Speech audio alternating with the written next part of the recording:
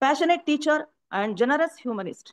His life was a rare blend of intellect, humility, and service. From his groundbreaking research on nitrates and double salts in establishing India's first pharmaceutical company as a part of the Swadeshi movement, his legacy continues to guide and inspire.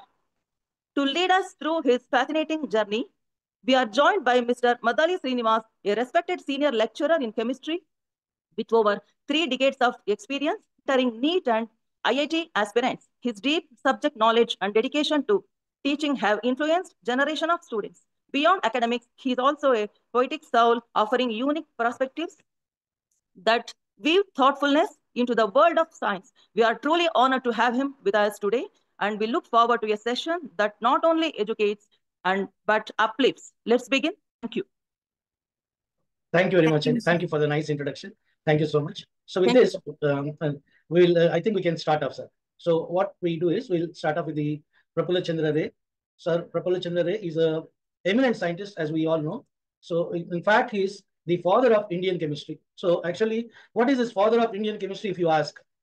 There will be somebody like who has done so much of pioneering work in a particular aspect or in a particular subject. So therefore, it is very natural to treat such kind of people as father of the particular thing. Because before that, whatever that is there, it is obscure. అది అంత ఎక్కువగా మనకి తెలిసే పరిస్థితుల్లో లేకుండా ఉన్న situation లో ఆ జ్ఞానాన్ని వెలుగులోకి తీసుకొచ్చినటువంటి వాళ్ళని న్యాచురల్ గా ఫాదర్ అని మనం గౌరవించుకోవడం అనేటువంటిది దాంట్లో అర్థం ఉన్నది. సో కెమిస్ట్రీకి యాక్చువల్గా రాబర్ట్ బాయిల్ అనేటువంటి ఆయన ఫాదర్ ఆఫ్ కెమిస్ట్రీ అనేసి అంటారు. ఫాదర్ ఆఫ్ మోడర్న్ కెమిస్ట్రీగా భావించే వారైన లెవోయిజన్, అంటే మన ఆక్సిజన్, నైట్రోజన్ ఇలాంటి వాటి మీద పరిశోధనలు చేసి తర్వాత పీరియాడిక్ టేబుల్ లాంటి దానికి ఈ పూర్వ రూపం మొట్టమొదటి రూపాన్ని ఇచ్చినటువంటి సైంటిస్ట్ ఒక లెవోయిజన్ అనేటువంటి సైంటిస్ట్ ఉన్నాడు. ఆయన్ని మనం ఫాదర్ ఆఫ్ మోడర్న్ కెమిస్ట్రీ అనేసి అంటాం. సో అలాగా ఒక్కొక్క దేశానికి ఒక ఫాదర్ ఆఫ్ కెమిస్ట్రీ ఉంటాడా అంటే అలా అని కాదు. కానీ ఇక్కడ ఏంటంటే భారతదేశంలో దాదాపుగా ప్రాచీన యుగాల దగ్గర నుంచి మొదలైతే ఏన్షియంట్ ఇండియా ఏజెస్ దగ్గర నుంచి మిడివల్ ఏజెస్ దాకా, అంటే సే అరౌండ్ 16th century దాకా అసలు ఏం జరిగింది ఏంటి అనేటువంటిది తర్వాత సెంచరీస్ లో జనరేషన్ కి అవగాహన లేకుండా పోయింది. ఒక గ్యాప్ అనేటువంటిది వచ్చేసింది. సో అంత గ్యాప్ వచ్చేసిన తర్వాత ఈ కొంతమంది ఏం చేశారంటే 18వ శతాబ్దంలో 19th century half of that 1856 ఆ ప్రాంతంలో వీళ్ళు కొంతమంది ఏం చేశారంటే పయోనీరింగ్ వర్క్ చేశారు వాళ్ళ రంగాల్లో. అందులో ప్రముఖంగా మనం ఇంతకుముందు ప్రస్తావించుకున్నాం ప్రీవియస్ వీక్ లో జగదీష్ చంద్రబోస్ గారి గురించి, అలాగే తర్వాత ప్రఫుల్ల చంద్ర రే గారు, తర్వాత మెహలనోబిస్ అనేటువంటి ఆయన. వీళ్ళందరూ ఏంటంటే మిడ్ 1850 ఆ ఏరియాలో వీళ్ళు పుట్టడం జరిగింది. అక్కడి నుంచి వాళ్ళు ఒక రకమైనటువంటి ప్రోగ్రెస్ కెమిస్ట్రీ లేదా ఫిజిక్స్ ఆయా రంగాల్లో తీసుకురావడం జరిగింది. అంచేత ఏంటంటే ఈయన the father of Indian chemistry అనుకోవడం సబబు.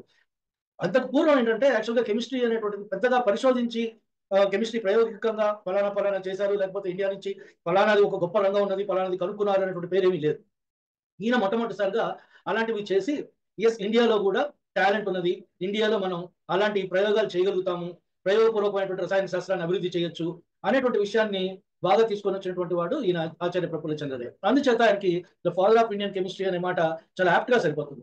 అంతేకాకుండా యాక్చువల్గా ఏంటంటే ఇలాంటి మనం మామూలుగా డిస్కస్ చేసుకునేటప్పుడు ఒక కెమిస్ట్ గా నాకు ఏంటంటే ఒక కెమిస్ట్రీ టీచర్ గా కెమిస్ట్రీకి సంబంధించినటువంటి రంగాలు, కెమిస్ట్రీకి సంబంధించినటువంటి అంశాలు, లేదా whenever I'm talking about a physicist or somebody like that, it would be like I feel more interested and more inclined to talk about that particular area. Like ఆ ఏరియా మాట్లాడడం ఇష్టం ఉంటుంది. కాకపోతే ఏంటంటే కొన్ని వెర్సటైల్ పర్సనాలిటీస్ ఎలాంటివంటే will not be able to stop ourselves talking about the multifaceted talent or multifaceted personality of that particular individual and how the environment influenced him in order to bring out such kind of startling discoveries and how he contributed to the country. అది ఈయన ఎలాగ nature influence చేశాడు, లేకపోతే society ఈయన ఎలా influence చేసింది, ఇలాంటివన్నీ మాట్లాడడం కొంత ఉపకరిస్తుంది సబ్జెక్ట్ కి. ఉపకరించేంత మటుకు I will touch a few important things about Acharya Prafulla Chandra Ray. So ఈ ఆచార్య ప్రఫుల్ల చంద్ర రే గారు ఇదండి ఆయన యొక్క ముఖ చిత్రం. యంగ్ డేస్ లో ఎలా ఉంటారో కానీ ఎక్కువ మటుకు దొరికే చిత్రాల్లో ఆయన సే అరౌండ్ 70s 80s ఉన్న టైంలో ఉన్నటువంటి పిక్చర్ ఇది. సో ఇది పిసి రే అనేటువంటి ఆయన chemist, Patriot and visionary. So దీనికి తోడు ఇంకా చాలా ఉంది అనుకోండి. కెమిస్ట్ అనేటువంటి మాట ఒకటి, because he learned chemistry at postgraduate level and is a doctorate actually. So because of that he did DSc. So that is the reason why he is treated as one of the what you call a very innovative chemist. In fact innovative అనేటువంటిది ఎందుకు అనేటువంటి తర్వాత మనం ఆయన experiment గురించి discuss చేసుకునేటప్పుడు clear గా మనకు అర్థమవుతుంది. తర్వాత ప్యాట్రియాట్ టు ద కోర్ అండి ఈయన. This is one important angle that one need to admire him. ఎందుకంటే ఈయన he comes from a very rich background. ఒక ల్యాండ్ లార్డ్స్ ఫ్యామిలీ నుంచి వచ్చిన ఆయన. అలాంటి ల్యాండ్ లార్డ్స్ ఫ్యామిలీ నుంచి వచ్చిన ఆయన ఆ యొక్క వాటి ఏదైతే వాటి లీగసీ ఉంటుందో దాన్ని కాపాడుకుంటూ తర్వాత ఆస్తులను అభివృద్ధి చేద్దాం, లేదా ఎస్టేట్ డెవలప్ చేద్దాం, ఇలాంటి ఆలోచనలు ఉంటాయి. లేదంటే ఎంతో కొంత ఆర్ట్స్, ఫైన్ ఆర్ట్స్ ఇలాంటి వాటి మీద ఏదో ఉంటుంది, దాని మీద ఏదో చేస్తారు తప్ప. ఈయన ఒక రకంగా చెప్పాలంటే ఈయన కెమిస్ట్, తర్వాత ఈ ప్యాట్రియాటిక్ ఫర్వర్ అనేటువంటిది రెండింటి మధ్య ఒక పెద్ద పోటీ ఉన్నది ఈయన మనస్తత్వంలో. ఈయన ఎప్పుడు కూడా there is a conflict between whether is a complete chemist or complete patriot. So ఆ ప్యాట్రియాటిక్ దీంట్లో ఏంటంటే ఎప్పుడైతే ఈ కెమిస్ట్రీ తర్వాత దీని తాలూకు ప్రయోగాలు వీటి యొక్క అధ్యయనం అనేటువంటిది అడ్డంగా ఉన్నది, నాకు దేశంలో జరుగుతున్నటువంటి విషయాలను పట్టించుకోలేకపోతున్నాను, దీనివల్ల దేశ స్వాతంత్ర ఉద్యమంలో సరైన విధంగా పార్టిసిపేట్ చేయలేకపోతున్నాను అని అనిపించినప్పుడు ఈయన ఒక మాట అన్నట్ట. అది చాలా వెరీ ఫేమస్ కోట్. ఏమన్నాడంటే ఆయన, a test tube can wait, or science can wait, but freedom cannot wait, or movement cannot wait అన్నట్ట. సో ఏంటంటే ఈయన ఆ ఉత్సుకతతోటి ఈ స్వాతంత్రోద్యమంలో పార్టిసిపేట్ చేద్దాం అనేటువంటి ఒక బ్రహ్మాండమైనటువంటి ఫర్వర్ ఉన్నది. అయితే అఫ్ కోర్స్ ఈయన ఎక్కువగా ఆ టీచింగ్ రంగంలోనే ఉన్నాడు. But to the extent possible he was also a patriot. I will tell you later. And he was actually called a different name. Like he was called as a scientist or revolutionary in the garb of a scientist. ఒక scientist దుస్తులు వేసుకున్నటువంటి ఒక revolutionary ఈయన అని ఒక పేరు ఈయనకి actual గా. అది ఎందుకు అనేటువంటిది తర్వాత మనం డిస్కస్ చేసుకునేటువంటి కొన్ని ఆస్పెక్ట్స్ లో I bring it to your notice. అసలు ఎలా జరిగింది అనేటువంటి విషయాన్ని మనం డిస్కస్ చేసుకోవాలి. ఇది ఈయన ఒక పెద్ద విజనరీ ఎందుకంటే ఈ స్వాతంత్రోద్యమ సమయంలో ఆ టైంకి, అంటే ఈయన చూసినటువంటి ఏజ్ లో అరౌండ్ 1886, 1890 ఆ ప్రాంతంలో ఇండియాలో కొన్ని కాటేజ్ ఇండస్ట్రీస్ ఉండేవి, స్మాల్ స్కేల్ ఇండస్ట్రీస్ ఉండేవి. ఏంటి, హ్యాండ్లూమ్స్ లాంటివి, తర్వాత కొద్ది గొప్ప ఈ లోహ సంగ్రహణ సంబంధించినటువంటి విషయాలు, ఇలా కొన్ని కాటేజ్ ఇండస్ట్రీస్ కొన్ని ఉండేవి. జూట్ పరిశ్రమ, పర్టికులర్గా బెంగాల్ సంబంధించిన వాళ్ళు కాబట్టి ఆ ప్లేస్ లో ఉండేటువంటి జూట్ ఇలాంటి వాటి కొన్ని నడుస్తుండేవి, జనపనానికి సంబంధించినటువంటి పరిశ్రమలు ఇవి. అయితే ఎప్పుడైతే ఈ బ్రిటిష్ వాడు అడుగుపెట్టాడో, వీడు ఏంటంటే వీడి స్ట్రాటజీ మనకు తెలిసినట్టుగా ఎక్కడైనా సరే ఆ లేబర్ ని, అక్కడ ఉన్నటువంటి రా మెటీరియల్ ని యూజ్ చేసుకొని ప్రాసెసింగ్ ఏమో వాడి దగ్గర తీసుకొని వెళ్ళిపోయి ఈ కూలీని ఉపయోగించుకొని తక్కువ రేట్ తోటి అది ప్రాసెస్ చేసుకొని మళ్ళీ లాభానికి అదే కంట్రీకి అమ్మడం వీడి కాన్వాయితీ. సో ఈ ప్రాసెస్ లో ఎక్కడైతే వీడి కాంపిటీషన్ ఉంటుందో, ఏ రకమైన కాంపిటీషన్ ఉన్నా దాన్ని వాడు మింగేయడానికి ప్రయత్నం చేస్తాడు. సో ఆ ప్రాసెస్ లో ఏమైందంటే ఇండిజినస్ ఇండస్ట్రీ అనేటువంటి దెబ్బతింది. కొద్ది గొప్ప కాటేజ్ ఇండస్ట్రీస్ అవి ఉండేవి ఆ ప్రాంతం ఆ టైంలో. సో అవన్నీ కూడా లేకపోతే అగ్రికల్చర్ రిలేటెడ్ టూల్స్ తయారు చేసేవి ఇలాంటివి ఉండేవి. సో అలాంటివన్నీ కూడా ఈయన ఇంగ్లీష్ వాళ్ళు వచ్చిన తర్వాత ఇండస్ట్రియల్ రెవల్యూషన్ లో వాళ్ళు తీసుకొచ్చిన ఆధునిక సామగ్రి, వాటి డామినేషన్ పెరిగి ఇండియన్ ఇండిజినస్ ఇండస్ట్రీ అన్ని రంగాల్లో కూడా అది కొంచెం పుట్టుబడింది ఆ టైంలో. అప్పుడు ఏవో కొత్త గొప్ప పరిశ్రమ ఉండేవి అక్కడొకటి. టీటీ కృష్ణమాచారి గారు ఇలాంటి వాళ్ళు కొంతమంది అక్కడొకటి చేస్తుండేవాళ్ళు, టాటా వాళ్ళు ఇలాంటి వాళ్ళు. But it is not in a very big scale. So ఆ టైంలో ఈయన ఏంటంటే ఇండియాకి స్వయం సమృద్ధి కావాలి అన్ని రంగాల్లో, అంటే మనం వేరే వాళ్ళ మీద ఆధారపడకూడదు ఎటువంటి విషయంలో అయినా, ఏ రకమైనటువంటి వస్తువుల విషయంలో కానీ ఇంకే రకమైనటువంటి విషయంలో కానీ. సో అలాగా ఆధారపడకుండా ఉండాలి అంటే మనం స్వయం సమృద్ధి అన్ని రంగాల్లో సాధించాలి అనేటువంటి ఒక ఐడియా తోటి జస్ట్ ఒక కెమికల్ ఫ్యాక్టరీ ఒకటే కాదండి. We know that is the pioneer in that way, is an industrialist, is an entrepreneur. ఆయన Bengal chemicals and pharmaceuticals work limited అని చెప్పేసి ఆయన ఫస్ట్ స్టార్ట్ చేశారు వర్క్స్ అని. తర్వాత దాన్ని 19th century దాకా అలాగా ఇంట్లోనే నడిపేవాట, ఇంట్లోనే ల్యాబొరేటరీ, ఇంట్లోనే కంపెనీ. కొంతకాలం అలా నడిపిన తర్వాత దాన్ని ప్రైవేట్ లిమిటెడ్ కంపెనీగా చేశాడు 1901లో. తర్వాత అది చాలా పెద్ద ఎత్తున విస్తరించింది. సో అదొకటి. దాంతోపాటు కాటన్ టెక్స్టైల్స్ ఒకటి, జూట్ కి పరిశ్రమకు సంబంధించింది ఒకటి, కాటరీస్ కి సంబంధించింది ఒకటి, ఇలాగ ఆయన చాలా ఎస్టాబ్లిష్ చేసి చాలా మందికి ఎంప్లాయ్మెంట్ క్రియేట్ చేశాడు.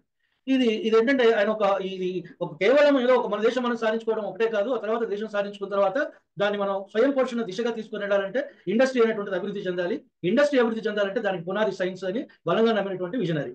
సో ఆ యాంగిల్లో ఈయన దేశాన్ని ముందు తీసుకెళ్ళడానికి చాలా ఇతోధికంగా ప్రయత్నం చేశాడు. సో ఆ విజనరీ అనేటువంటిది కూడా చాలా యాప్ట్ గా ఆయనకు సరిపోతుంది. So let us start how this journey has started. Now the title looks very interesting one, the alchemist journey. మనకందరికీ తెలుసు ఆల్కెమీ అంటే ఒక రసవాదము అనేటువంటి ఒకటి ఉన్నది. ఇదొకటి మనం ఒక చిన్న ఏదైనా ఒక సంథింగ్ లైక్ ఇంట్రెస్టింగ్ గా ఉండడానికి ఈ టైటిల్ పెట్టడం జరిగింది. కానీ ఇన్ఫాక్ట్ ఈయన పెద్ద ఆల్కెమిస్ట్ కాదండి, ఈయన కెమిస్ట్రీ యాక్చువల్గా. అయితే ఈయన one way he's an alchemist. How we can say is that he's in love with the chemistry. So ఆ ప్రకృతికి సంబంధించినటువంటి మూలక రసాయనాలు వీటన్నిటితోటి ఏదో ఒక ప్రయోగం చేసి కొత్తవి తయారు చేయాలి అనేటువంటి బుద్ధి పుట్టింది. For what ever reason it could B. First those people who thought in the lines of chemistry were pseudo scientist only, but still it laid a path for a complete scientific chemistry. ఆ path వేసే దాని క్రమంలో మొట్టమొదటి జరిగింది ఆల్కెమీనే, రసవాదమే. అయితే ఈ రసవాదం అనేటువంటిది Europe లో ఒక రకంగా ఉన్నది, అరబ్ కంట్రీస్ లో ఒక రకంగా ఉంది, తర్వాత ఇండియాలో ఒక రకంగా ఉంది, ఈజిప్ట్ లో ఒక రకంగా ఉంది. రకరకాలైనటువంటి వ్యక్తులు రకరకాలైనటువంటి సిద్ధాంతాలను తీసుకొచ్చి ముఖ్యంగా అటువైపు బాగా ప్రాచుర్యం పొందినటువంటిది ఏంటంటే టచ్ స్టోన్ అనేటువంటి ఒక వస్తువు. ఈ టచ్ స్టోన్ అనేటువంటి దాన్ని పట్టుకొని ఒక బేస్ మెటల్ ని గోల్డ్ గా చేయొచ్చు అని ఒక సిద్ధాంతం.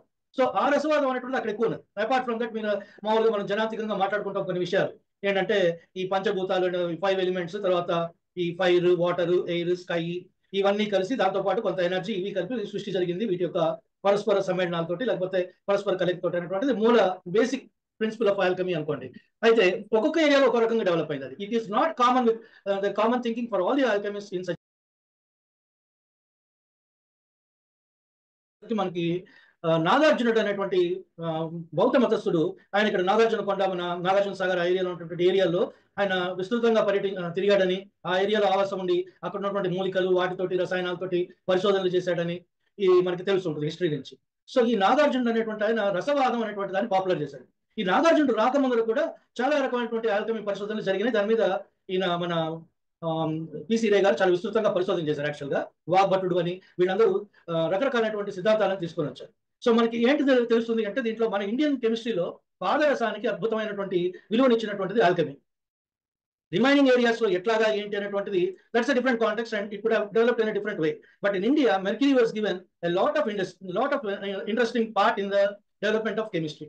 సో ఇక్కడ ఏం జరిగింది అంటే ఈ పాదరసం అనేటువంటి దాన్ని సల్ఫర్ తోటి కలిపారండి అప్పట్లో.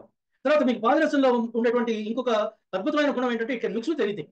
మీకు సోడియంతో కలిపితే దాన్ని సోడియం అమాల్గం అంటాం, జింక్ తో కలిపితే జింక్ అమాల్గం అంటాం, గోల్డ్ తో కలిపితే గోల్డ్ అమాల్గం అంటాం. అది పాదరసం అనేటువంటిది ఒక ద్రవీభవించినటువంటి లోహం, అంటే సాధారణమైనటువంటి ఉష్ణోగ్రతలో ద్రవస్థితిలో ఉండేటువంటి లోహం. The only liquid metal that is available in the nature is your mercury. ఇది కాకుండా ఇంకోటి ఉంది అనుకోండి, దాన్ని మనం గ్యాలియం, అది రూమ్ టెంపరేచర్ అంటే మన ఇండియన్ పరిస్థితికి వచ్చేసరికి ఎప్పుడు 30 డిగ్రీలు ఉంటాయి కాబట్టి ట్రాపికల్ కంట్రీస్ అనేవి అది ఎప్పుడు లిక్విడ్ లానే ఉంటుంది. యూరోపియన్ కంట్రీస్ లోనే ఆ గ్యాలియం అనేటువంటి సాలిడ్ గా ఉంటుంది. బట్ దాన్ని మనం కంప్లీట్ గా అంటే because it appears as a solid in one place, it appears as a liquid in some place. At room temperature normally it appears as a solid only. A little bit above room temperature, something like 30 degrees Celsius or so, it becomes a liquid. కాబట్టి దాన్ని మనం gallium అనేటువంటి దాన్ని solid కింద తీసుకుంటాం. But mercury అనేటువంటిది ఏంటంటే ఇది ఎల్లప్పుడూ లిక్విడ్ లానే ఉంటుంది ఏ టెంపరేచర్ లో అయినా. సో ఈ లిక్విడ్ మెటల్ అనేటువంటిది అన్నిటితోటి మిక్స్ అయిపోయేటువంటి గుణం కలిగింది. సో అయితే ఇక్కడ పూర్వం మన ఎవరైతే మనం రసవాద శాస్త్రజ్ఞులు అని చెప్పుకుంటామో మన ఇండియాలో in the ancient Indian days, ఆ టైంలో ఏం చేశారంటే ఈ రసవాదంలో పాదరసం అనేటువంటి దానికి ప్రముఖమైనటువంటి ప్లేస్ ఇచ్చారు. ఈ ఆయుర్వేదిక్ పరిశోధనలో కూడా పాదరసాన్ని కొన్ని రకాలైనటువంటి ట్రీట్మెంట్స్ కి ఉపయోగించేవాడు.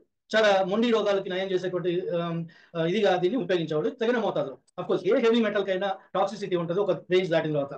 ఏవో చాలా micrograms, even less than micrograms లో పార్ట్స్ పర్ మిలియన్ లో లెక్కేస్తాం ఆ యొక్క మోతాదు. ఆ పార్ట్స్ పర్ మిలియన్ మోతాదులో ఉన్నటువంటి ట్రేస్ అమౌంట్స్ ఏవైతే ఉన్నాయో అది మెడిసినల్ యూస్ ఉంది దానికి. అలాగ పాదరసాన్ని గోల్డ్ తోటి కలిపి దాంతో సల్ఫర్ తోటి కలిపి మకర ధ్వజం అనేటువంటి ఒక రసాయనాన్ని తయారు చేశారు పూర్వం ఆయుర్వేదిక వైద్యులు. సో ఈ మకర ధ్వజం అనేటువంటి దాని మీద ప్రకుల చంద్ర అనేటువంటి ఆయన విస్తృతంగా పరిశోధన చేశాడు. మకర ధ్వజం is nothing but it is an amalgam of gold, mercury along with sulphur. ఇంకోటి ఏంటంటే దీంట్లో ఒక ఇంట్రెస్టింగ్ థింగ్, ఈ పాదరసాన్ని వాళ్ళు శివుడుగా భావిస్తారు, గంధకాన్ని పార్వతిగా భావిస్తారు. సో ఈ పాదరసం గంధకం యొక్క కాంబినేషన్ ఏదైతే ఉందో దీన్ని శివపార్వతుల సంగమంగా చెప్తారు. సో అద్భుతమైనటువంటి మెడిసినల్ వాల్యూ ఉంటుంది అని వాళ్ళు నమ్మి దాన్ని ప్రాచుర్యంలోకి తీసుకొని వచ్చారు. అది మెడిసినల్ గా అది ఏ రకమైనటువంటి ఫలితాలు ఇస్తుంది అనేటువంటిది ఈ మన పిసి మకర ధ్వజం అండి. పిసి రే గారు దాని మీద విస్తృతంగా పరిశోధన చేసి ఈ పాదరసం మీద ఒక లవ్ పడ్డాడు ఆయన. సో దాంతో నేను చెప్తాను పాదరసం తోటి ఏం చేశాడనేటువంటి విషయం తర్వాత మనం discuss about that. So the seed of curiosity was the beginning. How the beginning started? ఈయన బర్త్ వచ్చేసి August 2nd, 1861 ఇన్ రరూలి. ఈ రరూలి అనేటువంటి ప్లేస్ ఇప్పుడు ప్రస్తుతం బంగ్లాదేశ్ లో ఉంది. So that time it was east Bengal లో ఉన్నటువంటి ఏరియా అది. సో అయితే తర్వాత ఈ హరీష్ చంద్ర రే అనేటువంటి ఆయన వాళ్ళ ఫాదర్. ఈయన చాలా ప్రోగ్రెసివ్ మైండెడ్ ల్యాండ్ లార్డ్. అయితే ఏంటంటే వీళ్ళ ఫాదర్ ఈ హరీష్ చంద్ర రే అనేటువంటి ఆయన వాళ్ళ నాన్నగారు కూడా అంటే పిసి రే వాళ్ళ తాతగారు కూడా బ్రిటిష్ హయాంలో దీవాన్ గా పనిచేసేవాడు ఒక పర్టికులర్ ఏరియాలో. సో ఈ హరీష్ చంద్ర రే కూడా పెద్ద ల్యాండ్ లార్డ్ ఈయన. సో ఈయన ఏంటంటే చాలా ప్రోగ్రెసివ్ మైండెడ్, ఎడ్యుకేషన్ కి చాలా ఇంపార్టెన్స్ ఇచ్చేవాడు అనమాట. ఈ himself has started a school. ఎలాంటి స్కూల్ అంటే ఒకటి ఇంగ్లీష్ మీడియం లాంటి స్కూల్, ఒకటి అధునాతనమైనటువంటి స్కూల్ లాగా అనిపించేటువంటి ఒక స్కూల్, ఇంకొక స్కూల్ ఏంటంటే నార్మల్ విలేజ్ స్కూల్. సో ఇలాంటి ప్రోగ్రెసివ్ థాట్స్ ఉన్నాయన. ఇంటి నిండా పెద్ద పుస్తక భాండాగారమే, it's library, almost it's not a home, almost half of the home use to be a library it seems. అలాంటి కలెక్షన్ ఉండేది ఆయన దగ్గర. పైపచ్చు వీళ్ళ నాన్నగారు పార్సీ, తర్వాత సాంస్క్రిట్ లో పండితుడు. ఈయన హరీష్ చంద్ర రే కూడా he has got working knowledge in Parsi and apart from that he was very good brilliant scholar in Sanskrit. So ఈ రకమైనటువంటి వాళ్ళకి విద్య మీద అటువంటి ఇంట్రెస్ట్ ఉండేది. అలాంటి ఫ్యామిలీలో ఈయన పుట్టాడు. So his family environment was intellectually stimulating with access to the well-stocked library. So ఆ లైబ్రరీ అనేటువంటి వీళ్ళకి ఎప్పుడు అందుబాటులో ఉండి చాలా రకరకాలైనటువంటి పుస్తకాలు, అంతర్జాతీయంగా పాపులర్ అయినటువంటి పుస్తకాలు, తత్వశాస్త్రానికి సంబంధించినటువంటివి, ప్రకృతికి సంబంధించినటువంటివి, ఇట్లా చాలా ఆయన చదవడం జరిగింది అనమాట. సో దాని వల్ల ఏమైందంటే విపరీతమైన exposure. He was a voracious reader. Apart from that is a nature lover. So so ఈ రెండింటి విషయాలు, ఈ రెండు మనం ఇంటెలెక్చువల్స్ చాలా మంది విషయాల్లో ఈ రెండు కామన్ గా చూస్తాం. ఒకటి ఏంటంటే their profound love towards the nature and their profound love towards reading. ఈ రెండు విషయాలు మనిషిని ఒక స్థాయి దాటిస్తాయి, వాడి యొక్క ఇంటెలెక్చువల్ ఎబిలిటీని. సహజంగానే ఇంటెలెక్చువల్ అయితే ఇంకా రాణిస్తుంది అనుకోండి. సో ఇక్కడ ఇనిషియల్ ఎడ్యుకేషన్ వచ్చేసరికి వాడు నాన్నగారు పెట్టినటువంటి విలేజ్ స్కూల్లోనే చదువుకున్నాడు ఆయన. తర్వాత నెక్స్ట్ పార్ట్ వచ్చి ఈ later went to Calcutta, attended hair school and Albert school. ఇది హేర్ స్కూల్ అనుకుంటా, డేవిడ్ హేర్ అతని పేరు. సో ఈ హేర్ స్కూల్ స్థాపించిన పేరు డేవిడ్ హేర్. సో ఈ స్కూల్లో చదువుకున్నాడు, తర్వాత ఆల్బర్ట్ స్కూల్లో చదువుకున్నాడు. ఈ రెండు స్కూల్స్ లో ఈయన చదివే టైంలో ఈయనకి గురువు గారు సురేష్ చంద్ర బెనర్జీ. ఈయన సురేంద్రనాథ్ బెనర్జీ ఈయనకి గురువు గారు, ఇంగ్లీష్ చెప్పేవాడు ఆయన. ఈ సురేంద్రనాథ్ బెనర్జీ పేరు మనం విన్నాం. ఈ సురేంద్రనాథ్ బెనర్జీ అనేటువంటి ఆయన he took active part in freedom fight. He was some time he was Congress president. మన కన్యాశుల్కంలో కూడా వస్తుంది, గిరీశం వెంకటేశంతో చెప్తా ఉంటాడు, మరి నువ్వు బాగా చదువుకుంటే నేను గిరీశం నిన్ను వెంకటేశం నిన్ను సురేంద్రనాథ్ బెనర్జీ అంత ట్వంటీ చేస్తాను అని. సో సురేంద్రనాథ్ బెనర్జీ గారు అంటే ఈయన గురువు గారు యాక్చువల్ గా. తర్వాత అట్ లేటర్ డేస్ అంటే అఫ్కోర్స్ ఈ హేర్ స్కూల్ ఆల్బర్ట్ స్కూల్లో చదివే టైంకి అది ఇంకా పట్టుకోవాలి. సురేంద్రనాథ్ బెనర్జీ గారు అప్పటికి ఇంకా కాలేదు కాంగ్రెస్ ప్రెసిడెంట్ గా, ఫ్యూచర్ కాంగ్రెస్ ప్రెసిడెంట్ అప్పటికే. అంటే 1885 లో కాంగ్రెస్ స్టార్ట్ అయింది. అప్పుడు ఈయన అలన్ అక్టేవియన్ హ్యూమ్ అనేటువంటిది ఆయన ఒక Anglo Indian, he has started the Congress and the Umesh Chandra Banerjee was the first president. తర్వాత కొన్ని రోజులు అయిన తర్వాత ఒకరి తర్వాత ఒకళ్ళు ఈ ప్రెసిడెంట్ పోస్ట్ అవుతూ ఉండేది. దాంట్లో పాటుగా ఈయన మన సురేంద్రనాథ్ బెనర్జీ గారు కూడా and he was made as a Congress president. So yes, correct sir. He was actually the first person who got selected into the Indian Civil Services. Indian Civil Services ni, because of his patriotic fervor, he dropped out from that and he involved himself in the freedom fight vigorously in the ways that were known during that time. అంటే అప్పుడు ఇంకా మితవాద వ్యవహారమే జరుగుతుండేది. Lal ball పాలు వీళ్ళ వ్యవహారం నడుస్తుండేది. So అప్పటికి ఇంకా ఏం లేదు, మనం పిటిషన్ తీసుకెళ్ళడమే చాలా పెద్ద విప్లవం. మాకు పలానా మా వీధిలో మున్సిపల్ కొళాయి పనిచేయట్లేదు, కొళాయి వేయండి, మా వీధిలో చెత్త ఎవరు తీసుకెళ్ళట్లేదు, చెత్త తీసుకెళ్ళిపోండి, ఇలాంటి పిటిషన్ పెట్టడం పెద్ద విప్లవం అనమాట. సో ఆ రకమైనటువంటి దశలో అంత మితవాద పోరాటం నడుస్తుండేది. దాంట్లో ఆయన సురేంద్రనాథ్ బెనర్జీ కూడా ఒకడు అందులో పార్టిసిపేట్ చేశారు. సో ఈయన వచ్చి మన పిసి రే గారు అటువంటి సురేంద్రనాథ్ బెనర్జీ గారి ఆధ్వర్యంలో ఆ స్కూల్లో ఆయన చదువుకున్నాడు, హెయిర్ స్కూల్, తర్వాత ఆల్బర్ట్ స్కూల్ అనేటువంటి దాంట్లో. నెక్స్ట్ వచ్చేసరికి ఈయన మెట్రోపాలిటన్ ఇన్స్టిట్యూషన్ లో చదువుకున్నాడు. ఈ మెట్రోపాలిటన్ ఇన్స్టిట్యూషన్ ఏంటంటే this was established by Ishwar Chandra Vidyasagar. Now it is known as Vidyasagar college. ఈ ఈశ్వర్ చంద్ర విద్యాసాగర్ అనేటువంటి ఆయన బ్రహ్మ సమాజ్ యొక్క ఆలోచన విధానాలు వాటిని ముందుకు తీసుకెళ్ళినటువంటి గొప్ప సంఘ సంస్కర్త. సో ఈశ్వర్ చంద్ర విద్యాసాగర్ అంటే ఈ was a very big name. And Vidyasagar అనేటువంటి పేరు ఆయన సాధకత అనమాట, ఆయన సాధకం చేసుకున్నాడు. అంటే ఆయన చాలా చదువుకున్నాడు అంటారు, మరి ఎంత చదువుకున్నాడో, ఎన్ని డిగ్రీ సంపాదించాడో, మరి డిగ్రీ లెక్కలోనో లేకపోతే జ్ఞానం లెక్కనో తెలియదు కానీ, but he was known to be a very good scholar in many of the things and apart from that he appears to be good social reformer. So అటువంటి సోషల్ రిఫార్మర్ స్థాపించినటువంటి metropolitan institution ఆయన చదువుకున్నాడు. కేశవ్ చంద్ర సేన్ అనే పేరు మీరు వినుంటారు. ఈయన కూడా one of the best social reformers and is a very good teacher. So ఆయన ఈ మెట్రోపాలిటన్ ఇన్స్టిట్యూషన్ అనేటువంటి ఇన్స్టిట్యూట్ లో ఆయన గురువుగారుగా ఉండేవాడు మన పిసిరే గారికి. సో ఇక్కడ ఏంటంటే ఈయన హిస్టరీ చదువుకున్నాడు, దాంతో పాటు సంస్కృతం, పారసీ, ఫ్రెంచ్, లాటిన్ ఇవన్నీ క్షుణ్ణంగా నేర్చుకున్నట్ట. సాంస్క్రిట్, పారసీ అనేటువంటిది ఇంట్లోనే ఉంది ఆ రెండు. సో ఆ రెండింటితో పాటు ఫ్రెంచ్ కూడా నేర్చుకున్నాడు స్కూల్లో, తర్వాత లాటిన్ కూడా నేర్చుకున్నాడు. సో ఇలాగ ఈ 4 రకాలైనటువంటి లాంగ్వేజెస్ నేర్చుకున్న వాళ్ళకి ఆ టైంలో ఒక స్కాలర్షిప్ ఇచ్చేవాళ్ళు. ఆ స్కాలర్షిప్ కూడా ఆయన పొందాడు, దాని గురించి మనం తర్వాత ప్రస్తావించుకుందాం. అయితే ఈ టైంలో ఆయన ఎర్లీ ఎడ్యుకేషన్ లో అసలు ఈ ఇంట్రెస్ట్ అనేటువంటి సైంటిఫిక్ టెంపర్మెంట్ మీద ఎలా పడింది అనేటువంటి చూస్తే he was very much inspired by writings of Benjamin Franklin. ఈ బెంజమిన్ ఫ్రాంక్లిన్ అనేటువంటి ఆయన గొప్ప పరిశోధన శాస్త్రజ్ఞుడు. ఆయన ఏంటంటే చాలా రైటర్ కూడా, ఒక ఎమినెంట్ సైంటిఫిక్ రైటర్. సో ఈయన రాసిన దాంట్లో ఈయన చాలా విషయాలు రాశాడు, కొన్ని పరిశోధించాడు ప్రత్యేకంగా. సో ఆయన ఈ స్టోరీ చూడండి, particularly the account of his kite experiment sparked his interest in science. ఈ కైట్ ఎక్స్పెరిమెంట్ అంటే ఏంటంటే బెంజమిన్ ఫ్రాంక్లిన్ ఒక రైటింగ్ లో ఈయన రాసుకున్నాడు, ఇలాగ నేను ఎక్స్పెరిమెంట్ చేశాను అని. ఏంటయ్యా అంటే థండర్ లైట్నింగ్ మనం ఏదైతే ఆకాశంలో చూస్తామో అది విద్యుత్ ప్రవాహము అని ప్రూవ్ చేశాడు ఈ పతంగ్ ఎక్స్పెరిమెంట్ తోటి. ఈ పతంగ్కి ఏం చేశాడంటే పైన ఈ దాని ఒక వైర్ లాంటిది కట్టేసి ఆ తర్వాత దానికి సిల్క్ థ్రెడ్ ఒకటి కట్టాడు. ఆ సిల్క్ థ్రెడ్ ని తోటి మనం మూల పతంగం ఎగరేసాం కదా, ఆ మేఘాల్లోకి పంపించేశాడు. ఆ సిల్క్ థ్రెడ్ ఏం చేశాడంటే కొంచెం తడి చేసి ఒక ఎండ్లో అంటే చేయి పట్టుకునేటువంటి ఎండ్లో దానికి ఒక తాళం చెవి పెట్టాడు, దానికి తాళం చెవి రింగ్ దాంట్లోంచి దూచేసి పెట్టాడు. పెట్టి ఈ గాలిపటాన్ని ఆకాశంలోకి మేఘాల్లోకి పంపించేశాడు. మేఘాల్లోకి వెళ్ళిపోయిన తర్వాత ఏమైంది అంటే ఒక రకమైనటువంటి ఏదో ప్రవహిస్తున్నట్టు దాంట్లో ఒక ఫీలింగ్ వచ్చేదానికి. సో ఈ నకిల్స్ తోటి ఆ కీని టచ్ చేశాడు, ఈ వేళ నకిల్స్ తోటి టచ్ చేసినప్పుడు ఏమైంది అంటే ఈ observe there is some kind of sparkling there, ఏదో ఒక స్పార్క్లింగ్ ఉన్నది అనేటువంటి విషయం కనిపెట్టేసరికి ఓహో ఇదన్నమాట పరిస్థితి. సో అది మెరుపు అనేటువంటిది ఒక విద్యుత్ ప్రవాహం అనేటువంటి విషయాన్ని తెలుసుకున్నటువంటి మొట్టమొదటి వాడు బెంజమిన్ ఫ్రాంక్లిన్. సో అక్కడి నుంచే మనకి లైట్నింగ్ రాడ్స్ అనేటువంటివి కనిపెట్టబడ్డాయి ఈ యొక్క భావనతోనే. ఆ లైట్నింగ్ రాడ్ అంటే మనం పిడుగు పడకుండా మనం డాబర్ మీద వాటిని పెట్టి అర్త్ చేస్తూ ఉంటాం, వైర్ని అర్త్ చేయడం వల్ల ఏమవుతుందంటే అది అర్త్ అయిపోతుంది, మనకి ఇబ్బంది లేకుండా ఉంటుంది. సో అటువంటి లైట్నింగ్ రాడ్ అనేటువంటి దాన్ని కనిపెట్టడానికి ఆర్జుడు బెంజమిన్ ఫ్రాంక్లిన్, అది కూడా తన యొక్క పతంగ్ ఎక్స్పెరిమెంట్ ద్వారా. సో ఈ పతంగ్ ఎక్స్పెరిమెంట్ అనేటువంటి దాన్ని చూసిన తర్వాత ఏమైందంటే పిసి రేకి సైన్స్ మీద విపరీతమైనటువంటి ఇంట్రెస్ట్ పుట్టేది. Apart from that he was very good nature lover. So nature లో ఆయన తిరుగుతూ ఉండడం, ఆ మొక్కలు చెట్లు వాటిని పరిశీలిస్తూ ఉండడం, తర్వాత ఇండియన్ హిస్టరీ చదువుకోవడం, ఆ సంస్కృతంలో ఉన్నటువంటి పురాతత్వ గ్రంథాలు ఏవైతే ఉన్నాయో ఆ పురాతన గ్రంథాలు అవన్నీ చదవడం, ఇవన్నిటితో పాటు ఏమైందంటే ఆయనకు ఒక రకమైనటువంటి ఇంట్రెస్ట్ మెడిసినల్ కెమిస్ట్రీ మీద అప్పుడే కొంచెం అంకురించింది అంటారు. అంటే మెడిసినల్ కెమిస్ట్రీ అనేటువంటి అప్పట్లో ఏముందండి, పెద్దగా ఆయుర్వేదం తప్ప ఇంకేం లేదు. అఫ్కోర్స్ సిద్ధ, యునాని ఇవన్నీ కూడా ఇప్పుడు మనం దాన్ని పాష్గా గ్లామరైజ్ చేసాం, కానీ ఆ రోజుల్లో ఆయుర్వేదిక్ ఇవి తయారు చేయడం, ఆ మూలికలు ఆ రసాయనాలు చేయడం అనేటువంటిది చాలా క్లిష్టతరమైనటువంటి విషయం. సో ఏ రకమైన పరిశోధన చేయడానికి కూడా అనేక రకాలైనటువంటి సోషల్ ఆబ్లిగేషన్స్, స్టిగ్మా ఉండేది, తర్వాత డాగ్మెటిక్ వ్యూస్ ఉండేవి సొసైటీలో. వాళ్ళు ఏదో ఎనాటమీ ఫిజియాలజీ మేము పరీక్షిస్తాము, పట్టుకొచ్చి మేము శరీరానికి కోసి అన్ని చూస్తామంటే అప్పట్లో అంతగా ఒప్పుకునేవాడు కాదు, ఒక రకమైనటువంటి రెసిస్టెన్స్ ఉండేది. సో వీటన్నిటికీ తట్టుకొని అప్పట్లో ఎంతో కొంత ప్రోగ్రెస్ అయితే సాధించారు. మన చరకుడు, సుశ్రుతుడు రాసినటువంటి చరక సంహిత, సుశ్రుత సంహిత, ఇలాంటి వాటిల్లో ఎనాటమీ ఫిజియాలజీ గురించి చర్చించినటువంటి భాగాలు ఉన్నాయి. తర్వాత అలానే రసాయనాల గురించి చర్చించినటువంటి భాగాలు ఉన్నాయి. తర్వాత సర్జరీకి సంబంధించి ఎటువంటి పరికరాలు ఉపయోగించారు వాటి గురించి చర్చించినటువంటి విషయాలు ఉన్నాయి. అవన్నీ కూడా వారు రాసినటువంటి ఆ సంహితల్లో ఉన్నాయి. సో వీటిని నేను పరిశోధించి ఓహో ఇదనమాట ప్రోగ్రెస్ జరుగుతోంది. సో ఈ పాదరసం అనేటువంటి దాన్ని విరివిగా ఉపయోగించారు రకరకాలైనటువంటి కెమికల్ డ్రగ్స్ లో అనేటువంటి విషయాన్ని, మెడిసిన్స్ లో అనేటువంటి విషయాన్ని నేను నోట్ చేసుకున్నాడు. అంటే ఓవర్ పీరియడ్ ఆఫ్ టైం ఇది ఆయన మైండ్ లో పడింది బాగా. అంటే he has got a special affinity towards alchemy. That is what my what you call the purpose of stressing on this point. తర్వాత నెక్స్ట్ మనం కాలేజ్ ఎడ్యుకేషన్ వెళ్ళిపోదాం. సార్ ఎవరో మాట చెప్పండి సార్. లేదు సార్, మీరు కంటిన్యూ చేయండి. ఓకే. సో తర్వాత ఈయన కాలేజ్ ఎడ్యుకేషన్ లో ఏంటంటే he took chemistry as a major in college. కెమిస్ట్రీని మేజర్ గా తీసుకొని దాంతో పాటు జువాలజీ, ఫిజిక్స్ ఇవి కూడా ఆన్సలరీస్ గా ఉండేవి. ఈయన ఎక్కడ చదివాడంటే presidency college, Calcutta presidency college అనేటువంటి ఒక నాలెడ్జ్ హబ్ ఆ టైంలో. సో ఈ ప్రెసిడెన్సీ కాలేజ్ నుంచి మనం జేసీ బోస్ ని చూసాము, ఎస్సీ బోస్ ని చూసాము, ఎస్ఎన్ బోస్ ని చూసాము, సుభాష్ చంద్ర బోస్ కూడా అక్కడ మనిషే. తర్వాత ఈయన మహిళనోబిస్ అనేటువంటి స్టాటిస్టిషియన్ అక్కడ వాడే. సో సివి రామన్ కి కూడా అక్కడ ఎక్స్పోజర్ ఉంది. సో అప్పట్లో స్టార్ వార్డ్స్ అనుకున్నటువంటి సైంటిస్టులు, తర్వాత మెఘనాథ్ సాహా ఇలాంటి వాళ్ళందరికీ అది పుట్టిన లాంటిది ఈ ప్రెసిడెన్సీ కాలేజ్. సో ఈ ప్రెసిడెన్సీ కాలేజ్ లోనే ఈయన చదువుకున్నాడు. తర్వాత ఇక్కడ చూడండి ఆయన టీచర్ అలెగ్జాండర్ పెడ్లర్ అనేటువంటి ఆయన. ఈ అలెగ్జాండర్ పెడ్లర్ అనేటువంటి ఆయన ఈయనలో కెమిస్ట్రీ మీద దాహం పెరగడానికి ఎక్కువ దోహదం చేసినటువంటి మనిషి ఈయన. So he was influential on young age, cultivating his passion for experimental chemistry.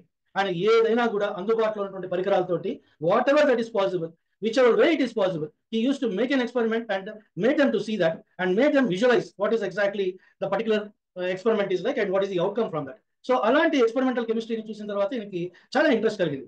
Sir ఒక మాట చెప్పాలంటే ఈ 18th సెంచరీలో మీరు చెప్పేటువంటి మనం మాట్లాడుకునేటువంటి 1860, 1870 టైంలో అయితే కెమిస్ట్రీ చాలా ప్రిమిటివ్ కండిషన్ లో ఉండిందండి. సో అదేంటంటే it's not even worth mentioning. అలాంటి ప్రిమిటివ్ స్టేజ్ లో ఉన్నప్పుడు కూడా మరి ఏ ప్రయోగాలు చేసే అంత ఇంట్రెస్ట్ తీసుకొని వచ్చాడు అనేటువంటిది ఇట్స్ రియలీ వండర్ఫుల్ థింగ్. తర్వాత ఈయన పీసీ రేగర్ చేసినటువంటి కొన్ని ప్రయోగాల గురించి చెప్తాను. తర్వాత ఈ ప్రయోగాలు మరి మనకు ఆశ్చర్యం వస్తుంది. So somehow they made a kind of work on the chemistry genuinely in order to bring out what is this experimental chemistry like and what are all the important things that are there in the chemistry and how it could be useful to the society అనేటువంటి దాని మీద చాలా గొప్పగా చేశారు ఎవరైనా కానీ. ఆ టైంలో ప్రయోగాలు చేసినటువంటి వాళ్ళు, విస్తృతంగా ప్రయోగాలు చేసినటువంటి కెమిస్టులు అందరూ కూడా. So let me I will have a glimpse of that after a little while regarding those chemists and their contributions to the development of the science and in particular chemistry. So మనం ఇక్కడ చూద్దాం చూడండి. He went abroad by obtaining Gilchrist scholarship and joined in Edinburgh University in 1882. ఈ land Lord's అందరికీ philanthropy ఎక్కువ ఉండడం అనేటువంటి బెంగాల్లో ఆ టైంలో చాలా ఎక్కువగా ఉండేది. సో ఆ ఫిలాంథ్రపికల్ ఐడియాస్ తోటి ఏంటంటే పాపం వాళ్ళకు ఉన్నటువంటి ఆ భూములు, ఆస్తులు ఏవైతే ఉన్నాయో వాటిని క్రమేపీ ఆ దాన ధర్మాలకి, తర్వాత సమాజానికి తోటిగా ఉపయోగపడాలని వాటిని ఇచ్చేయడాలి, ఇలాంటివన్నీ చేసి ఒక దశకు వచ్చేస్తారు. తర్వాత వీళ్ళు ఆ భద్రలోక్ అనేటువంటి కేటగిరీలోకి వచ్చేస్తారు. సో ఈయన అబ్రాడ్ అనేటువంటి దశలో ఈయన భద్రలోక్ అనమాట. అంటే ఈ came to A situation like he was almost like middle class family. So అలాంటి పరిస్థితికి వచ్చాడు. అయితే ఏమైందంటే లక్కీగా ఆయనకి గిల్క్రిస్ట్ స్కాలర్షిప్ వచ్చింది. ఈ గిల్క్రిస్ట్ స్కాలర్షిప్ అనేటువంటిది ఏంటంటే ఎవరైనా సరే 4 లాంగ్వేజెస్ లో ఎక్స్ట్రాడినరీ నాలెడ్జ్, టాలెంట్ ఉంటే కనుక అటువంటి వాళ్ళకి ఈ గిల్క్రిస్ట్ స్కాలర్షిప్ అనేటువంటిది ఇచ్చేవాళ్ళు. So he got that Gilchrist scholarship and join in Edinburgh university in Britain. 1882లో ఈయన జాయిన్ అయ్యాడు. So just 3 years before the Congress was founded. So ఆ టైంలో ఆయన జాయిన్ అయినప్పుడు అక్కడ ఎవరంటే అలెగ్జాండర్ కమ్ బ్రౌన్ అనేటువంటి ఆయన ఈయనకి గురువు గారుగా ఉండేవాడు. ఈయనంటి ఈ కెమికల్ రీసెర్చ్ లో ఈయనకి గైడ్ గా ఉండేవాడు. So he joined in that. He completed BSc in that college as well as he has completed DSc also under the guidance of Alexander Brown. So ఇక్కడ ఏంటి పరిస్థితి అంటే ఈ యొక్క కాలేజీలో he was elected as a vice president of University Chemical Association. So ఆ టైంలో university of chemical association లో వైస్ ప్రెసిడెంట్ గా ఉన్నాడు. ప్రెసిడెంట్ గా అలెగ్జాండర్ బ్రౌన్ గారే ఉండేవారు. సో అక్కడ ఈయన స్టూడెంట్ గా ఉంటూ vice president of university chemical association అయ్యి అక్కడ ఉన్నటువంటి చాలా మంది బ్రిటిష్ సైంటిస్ట్ తోటి మంచి సంబంధ బాంధవ్యాలు నిలిపేవాడు. సో దాంట్లో ఎవరంటే ప్రముఖంగా చెప్పాల్సిన వాళ్ళు ర్యాలీస్. ఆ ర్యాలీ అనేటువంటి ఆయన తర్వాత మనం జగదీష్ చంద్ర బోస్ విషయంలో కూడా చూస్తాం. సో ఆ జగదీష్ చంద్ర బోస్ విషయంలో కూడా ర్యాలీ గారు చాలా హెల్ప్ఫుల్ గా ఉన్నారు. తర్వాత అలాగే ఈ ర్యాలీ అనేటువంటి ఆయన కూడా హెల్ప్ఫుల్ గా ఉన్నారు. Apart from Rayleigh, Williamson Ramsay ఈ ర్యామ్సే అనేటువంటి ఆయన ఇనర్ట్ గ్యాస్ ఎలిమెంట్స్ ని ఐసోలేట్ చేయడంలో ఆయన యొక్క పాత్ర ఉంది. మనకి నోబెల్ గ్యాసెస్ అని మనకి చాలా మందికి స్కూల్ డేస్ లో కెమిస్ట్రీ చదువుకున్న వాళ్ళందరికీ పరిచయం ఉంటుంది. నోబెల్ గ్యాసెస్ ఐసోలేట్ చేయడంలో అలెగ్జాండర్ విలియమ్సన్ ర్యామ్సే అనేటువంటి ఆయన పాత్ర చాలా ఉంది. ఈయన ఏంటంటే ఈయన కూడా ఈ మన పిసి రే గారికి చాలా హెల్ప్ఫుల్ గా ఉండేవాడు. So therefore that was the time when he made all kinds of, so he was actually so వీళ్ళతోటి ఆయన హాబ్నాబ్ అవుతూ ఈ విలియమ్సన్ ర్యామ్సే అనేటువంటి వాళ్ళతో ఇంటరాక్ట్ అవుతుండేవాడు, ర్యాలీస్ తోటి ఇంటరాక్ట్ అయ్యాడు. సో ఆ టైంలో వాళ్ళందరి పరిచయం అనేటువంటి దానికి ఏంటంటే కెమిస్ట్రీ మీద ఇంట్రెస్ట్ డెవలప్ అయ్యి రకరకాలైనటువంటి ప్రయోగాలు చేయడానికి వీలయ్యిందనమాట. సో ఆ టైంలో ఏంటంటే, so look at this, so the college education టైంలో ఈయన డిఎస్సి డిగ్రీ పొందాడు. తర్వాత నెక్స్ట్ అక్కడ జరిగినటువంటి అంశాలు చెప్తాను చూడండి. కెమిస్ట్రీ, ఫిజిక్స్, జువాలజీ ఈ మూడు ఆయనకి మేజర్ సబ్జెక్ట్స్ బిఎస్సిలో 1885లో పాస్ అయ్యాడు. తర్వాత 1885లో ఇదండి చాలా ఇంపార్టెంట్ థింగ్, ఈయన ప్యాట్రియాటిక్ యాంగిల్ అనేటువంటిది బయట పెట్టేది ఈ విషయం. He entered an essay competition on India before and after mutiny, which was highly praised by William Moore, the principal of the university. So ఈయన ఆ యూనివర్సిటీలో ఉన్నప్పుడు India before and after the mutiny అనేటువంటి దాని మీద ఒక ఎస్సే రాసి essay competition లో పార్టిసిపేట్ చేశాడు. సో దీనికి ఆ విలియం మూర్ అనేటువంటి ప్రిన్సిపల్ గారు చాలా బ్రహ్మాండంగా మెచ్చుకున్నారు. సో యాక్చువల్గా ఏంటంటే ఈ India before and after the mutiny అనేటువంటి దాంట్లో he almost resorted to curse the British, in the sense he forewarned the British. Like he told, ఇవే పరిస్థితులు మీరు కనుక కంటిన్యూ చేసేటట్టయితే, ఇలానే కనుక మీకు ఈ దాష్టికం కనుక మీరు కొనసాగించేటట్టయితే మీ కాలనీస్ మీద మీరు తొందరలోనే మీకు పుట్టగతులు లేకుండా పోతాయి. You will face very high difficulty in the countries like India and other colonies which are ruling as of now అని చెప్పేసి ఒక సివియర్ ఫోర్ వార్నింగ్ దాంట్లో ఇమిడి ఉంది. అంతా పక్కగా ఉండేవాడిన ఏ దేశం అయినా కానీ ఎక్కడైనా కానీ ఉన్న విషయాన్ని కుండ బద్దలు కొట్టుకోవడం చెప్పడం ఉంటుందా ఆ రకంగా చెప్పాడు అనమాట దాంట్లో. సో అటువంటి వ్యాసం ఆయన రాసిన తర్వాత ఏంటంటే ఈ విలియం మూర్ అనేటువంటి దాన్ని ఆయన మెచ్చుకున్నాడు. మనం చూస్తాం బ్రిటన్ లో ఎంతైతే నిరంకుశులు ఉన్నారో అంత డెమోక్రటిక్ పీపుల్ లో కూడా ఉండేవారు బ్రిటన్ లో. Even now also I think most of all the kind of views are encourage usually in the Britain side. అక్కడ ఉన్నటువంటి పీపుల్ కి ఆ రకమైన మనస్తత్వం to encourage all kinds of views, they were open to receive any kind of. So దీన్ని ఆయన ప్రచారంలో పెట్టాడు కూడా, పాంప్లెట్స్ వేసి పంచాట. తర్వాత జాన్ బ్రిమింగ్హామ్ అనేటువంటి ఒక మెంబర్ ఆఫ్ పార్లమెంట్ ఉండేవాడు ఆ టైంలో. ఆ మెంబర్ ఆఫ్ పార్లమెంట్ చేతికి వచ్చింది ఈ వ్యాసం. వచ్చిన తర్వాత ఆయన ఏం చేశారంటే, he has given a reply to PC ray on this particular essay. ఇలాంటి అంశాలు ఇండియాకి సంబంధించి మీరు ఈ బ్రిటిష్ వాళ్ళ పరిస్థితి ఇండియాలో ఏంటి, వాళ్ళ యొక్క దాష్టికం ఏంటి, ఏ రకంగా ఇబ్బంది పెడుతుంది అనేటువంటిది ఇప్పటిదాకా మనం ఇటువంటి ఆర్టికల్లో కానీ ఎటువంటి దాంట్లో కూడా చూడలేదు. చాలా బ్రహ్మాండంగా ఉంది అని మెచ్చుకొని he took it to the parliament as well as he took it on his shoulders to campaign on behalf of PC Ray, and he has replied one letter to him, and that reply to the PC Ray was popularized. అప్పట్లో magazines లో కూడా reply of John Birmingham to PC Ray అనేటువంటిది magazines లో publish అయింది. So that was the popularity he obtained, and that was the patriotic fervor he used to have towards the country. So ఆ aspect లో ఇది మనకు పనికొస్తుంది. ఇంకోటి ఏంటంటే India before and after mutiny అనేటువంటి దాంట్లో మనం ఇంకొక విషయం కూడా మనం చెప్పుకోవాలి. మనందరికీ తెలుసు ఈ దాదాబాయి నవరోజీ అనేటువంటి ఆయన grand old man of India అని మనందరికీ వి నో హిమ్. ఈ grand old man of India Dadabhai Naoroji అనేటువంటి ఆయన first parliamentary member of British. అంటే ఇంగ్లాండ్ పోయి ఆయన ఇంగ్లాండ్ లో లండన్ పార్లమెంట్ లో ఈయన మెంబర్ ఆఫ్ పార్లమెంట్. ఈయన first person who got selected as a member of parliament to the British parliament. So ఈయన డ్రైన్ ఆఫ్ వెల్త్ అనేటువంటి ఒక పుస్తకం రాశాడు. డ్రైన్ థియరీ అనేటువంటి దాన్ని ప్రవేశపెట్టాడు. అంటే బ్రిటిష్ వాళ్ళు రా మెటీరియల్ ని, ఇక్కడ ఉన్నటువంటి మానవ వనరులని ఏ రకంగా చీప్ గా ఉపయోగించుకుంటున్నారు, ఏ రకంగా వీళ్ళని బానిసలుగా ట్రీట్ చేస్తున్నారు, మళ్ళీ అదే కంట్రీకి వీళ్ళు స్వార్థంతో అదే వాళ్ళు తయారు చేసినటువంటి వస్తువుల్ని కాస్ట్లీ అంటే దాని రేట్ పెంచేసి అదే కంట్రీ వాళ్ళకి ఎలా అమ్ముతున్నారు బలవంతంగా, ఏ రకంగా ఇండియన్ వెల్త్ ని ట్రైన్ చేశారనేటువంటి దాని మీద ఆయన ఒక థియరీ రాశాడు. ఆయన యొక్క ఇన్ఫ్లుయెన్స్ పిసి రే మీద చాలా ఉంది. ఇన్ఫాక్ట్ ఆయన రాసినటువంటి ఎస్ఎస్ లో one of the essays is about Dadabhai Naoroji. And PC Ray అనేటువంటి ఆయన is a good author also. He has written so many essays, not just this one. He has produced around 150 articles, scientific articles throughout his life period. 150 articles రాయడం, అది journals లో publish చేయడం, వాటికి peer reviews రావడం అనేటువంటి సామాన్య విషయం కాదు. మనం ఈ టైంలో చూస్తున్నాం, ఎవడైనా ఒక డాక్టరల్ ఫెలోషిప్ చేసి మళ్ళీ పోస్ట్ డాక్టరల్ ఫెలోషిప్ చేస్తే వాడికి ఏంటంటే ఆకాశం భూమి ఏకమైనట్టు లెక్క, 2 డాక్టరేట్లు అయిపోగానే. సో దేర్ఫోర్ అలాంటి పరిస్థితి ఈ రోజులో. కానీ ఆ టైంలో ఆయన 150 ఆర్టికల్స్ ఏమాత్రం డెవలప్మెంట్ లేని పరిస్థితుల్లో అటువంటి చీకటి యుగంలో అంత కాంట్రిబ్యూట్ చేశాడు అనే విషయాల మీద పరిశోధన చేశాడంటే it gives like we can feel proud about this kind of personality that he was Born in Indian soil. So అయితే ఏంటంటే ఈయన డిఎస్సి థీసిస్ అంటే ఆయన డిఎస్సి థీసిస్ ఏం సబ్మిట్ చేశాడు, conjugated sulphates of copper magnesium group, a study of isomorphous mixtures and molecular combinations అనే దాని మీద మొట్టమొదటిసారిగా ఆయన థీసిస్ ని సబ్మిట్ చేశాడు. ఈయన సబ్మిట్ చేసినటువంటి థీసిస్ కి హోప్స్ ప్రైజ్ అనేటువంటిది వచ్చింది. సో హోప్స్ ప్రైజ్ అనేటువంటిది ఎక్స్ట్రాఆర్డినరీ రీసెర్చ్ వర్క్ చేసినటువంటి వాళ్ళకి ఈ హోప్స్ ప్రైజ్ ఇవ్వడం అటువంటి జరుగుతుంది. So he got that kind of prize from the university of Edinburgh.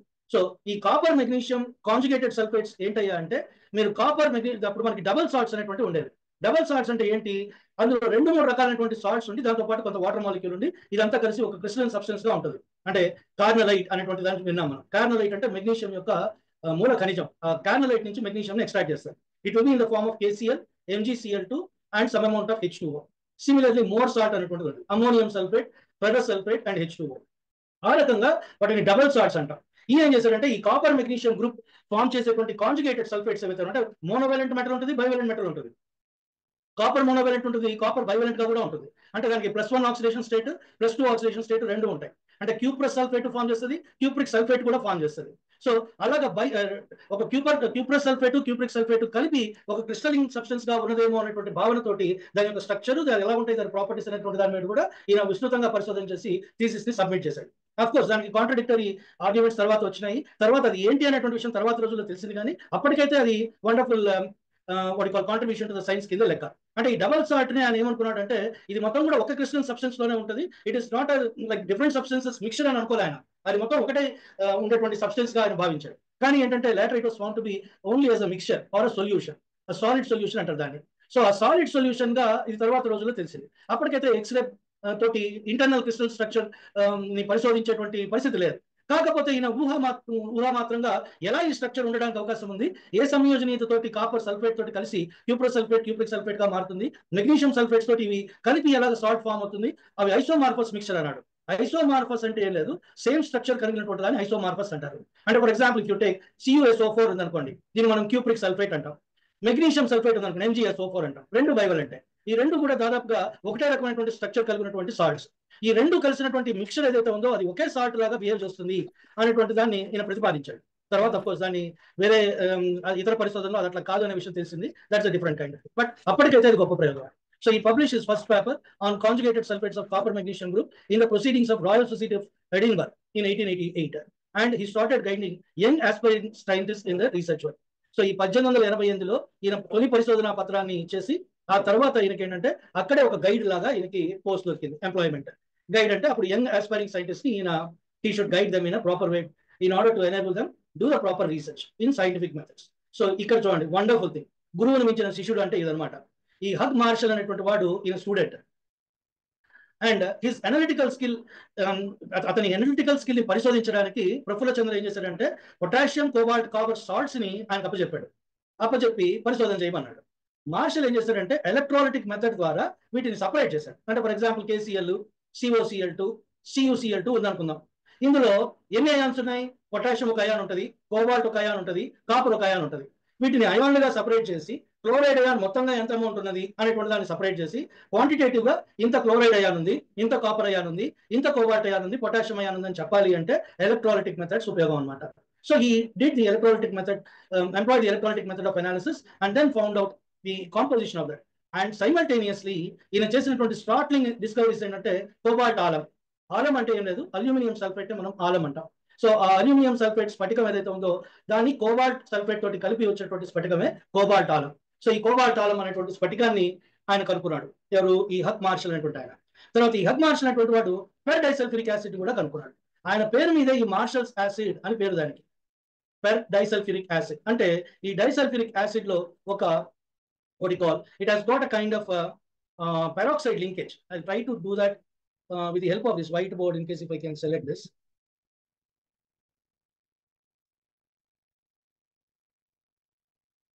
To get back here. So a peroxide linkage అనేటువంటిది ఉంటుంది అనమాట. పెరాక్సైడ్ లింకేజ్ అంటే I just try to write here itself some point. Sir అది ఉంది చూడండి, కింద cup లాగా ఉంది చూడండి, దాన్ని క్లిక్ చేయండి సార్ పెద్దగా. ఎక్కడ సార్? ఈ కప్ లాగా ఉందా? yes yes yes. సో ఇక్కడ మనం షేర్ అనే దాంట్లో వైట్ బోర్డ్ ఇక్కడ వస్తుంది. రెగ్యులర్ గా కనిపిస్తుంది యాక్చువల్లీ.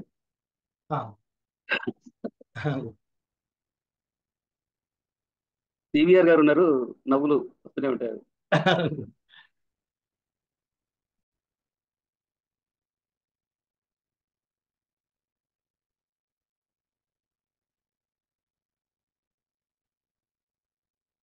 మామూలు వైట్ బోర్డ్ ఉంటుంది ఇక్కడ ఎక్కడో, అది should I go for that one? Share అనే దాంట్లో ఉంటుందండి వైట్ బోర్డు.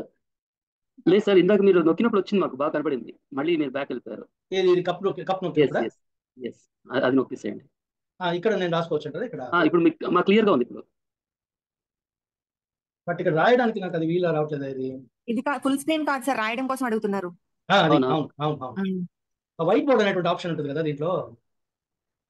అంటే ఇది షేర్ చేసినప్పుడు అది రాదనుకుంటాను sir. It's all. So then we can just like peroxide linkage అనేటువంటి మీకు ఐడియా ఉంటుంది. సపోజ్ ఫుల్ స్క్రీన్ పెట్టరా ఇందాకట్లాగా? కప్ నొక్కమంటారా మళ్ళీ ఒకసారి? ఇప్పుడు వస్తుంది రైట్. సో ఇది సో పెరాక్సైడ్ లింకేజ్ అంటే రెండు ఆక్సిజన్. ఇప్పుడు ఆక్సిజన్ ఇస్ డైవలెంట్, మీకు అందరికి ఐడియా ఉంటుంది. అంటే ఆక్సిజన్ అనేటువంటిది it can form like H2O అన్నాం అనుకోండి. ఆక్సిజన్ రెండు హైడ్రోజన్ ఐటమ్స్ తోటి కలుస్తుంది ఒక ఆక్సిజన్, అంటే దానికి డైవలెన్సీ అంటాం. సో ఇదేంటంటే ఒక ఆక్సిజన్ ఇంకో ఆక్సిజన్ తోటి కలిసినప్పుడు వచ్చేటువంటి లింకేజ్ ఏదైతే ఉందో దాన్ని మనం పెరాక్సైడ్ లింకేజ్ అంటాం. సో ఆ పెరాక్సైడ్ లింకేజ్ ఉన్నటువంటి సల్ఫ్యూరిక్ యాసిడ్ ఒక దాన్ని ఈయన తయారు చేశాడు, ఈ హగ్ మార్షల్ అనేటువంటి ఆయన. So that we call it as per disulphuric acid. ఈ పెర్ డైసల్ఫ్యూరిక్ యాసిడ్ అనేటువంటి దాని యొక్క ప్రయోగికమైనటువంటి ఉపయోగం చాలా ఉంది యాక్చువల్గా. దాని నుంచి మనం pure form of hydrogen peroxide ని, ప్యూర్ ఫార్మ్ ఆఫ్ హైడ్రోజన్ కూడా తయారు చేయొచ్చు ఈ పెర్ డైసల్ఫ్యూరిక్ యాసిడ్ ఉపయోగించి ఎలక్ట్రాలిటిక్ పద్ధతిలో. అది తర్వాత రోజుల్లో డెవలప్ చేశారు. సో ఈ హగ్ మార్షల్ అనేటువంటి ఆయన ప్రఫుల్ల చంద్ర యొక్క గైడెన్స్ లో పనిచేసి అటువంటి బ్రహ్మాండమైనటువంటి డిస్కవరీస్ ని తీసుకొని వచ్చాడు. సో దెన్ ఈ యాక్చువల్లీ ఈయన ఏమన్నాడంటే ఆయన గురించి what he mention also called Marshall's acid, the rest is history. And later Prafulla Chandra would write lovingly, young Marshall became famous as a discoverer and left his contemporaries and his seniors far. So ఆయన contemporaries ని, ఆయన యొక్క seniors ని అందరినీ వదిలేసి చాలా దూరం వెళ్ళిపోయినాడు. ఈ హగ్ మార్షల్ అనేటువంటి వాడు గురువుకి మించిన శిష్యులాగా తయారాడు అని ఆయన ప్రైజ్ చేశాడు. ఆ రకమైనటువంటి లవ్ యాక్చువల్గా ప్రఫుల్ల చంద్రకి ఎవరైనా కానీ వాళ్ళకి ఏదో కాంట్రిబ్యూట్ చేశారు బ్రహ్మాండంగా అంటే ఆ అప్రిషియేట్ చేసే ధోరణి చాలా బ్రహ్మాండంగా ఉండేది. అందుకనే use to have a good admiration among the students that were there in your Presidency College. Later ఆయన ప్రెసిడెన్సీ కాలేజ్ టీచర్ గా వెళ్ళినప్పుడు ఆయన చుట్టూ ఎప్పుడు ఒక స్టూడెంట్స్ కాంగ్లమరేషన్ ఉండేటువంటిది. సో అంత ఆదరణ సంపాదించుకున్నాడు జనాలు, ఎందుకంటే ఆయన చాలా ఓపెన్ మైండెడ్ తోటి ఎవరినైనా ఒక గుడ్ వర్క్ చేసినటువంటి వాళ్ళని ప్రైజ్ చేసేవాడు.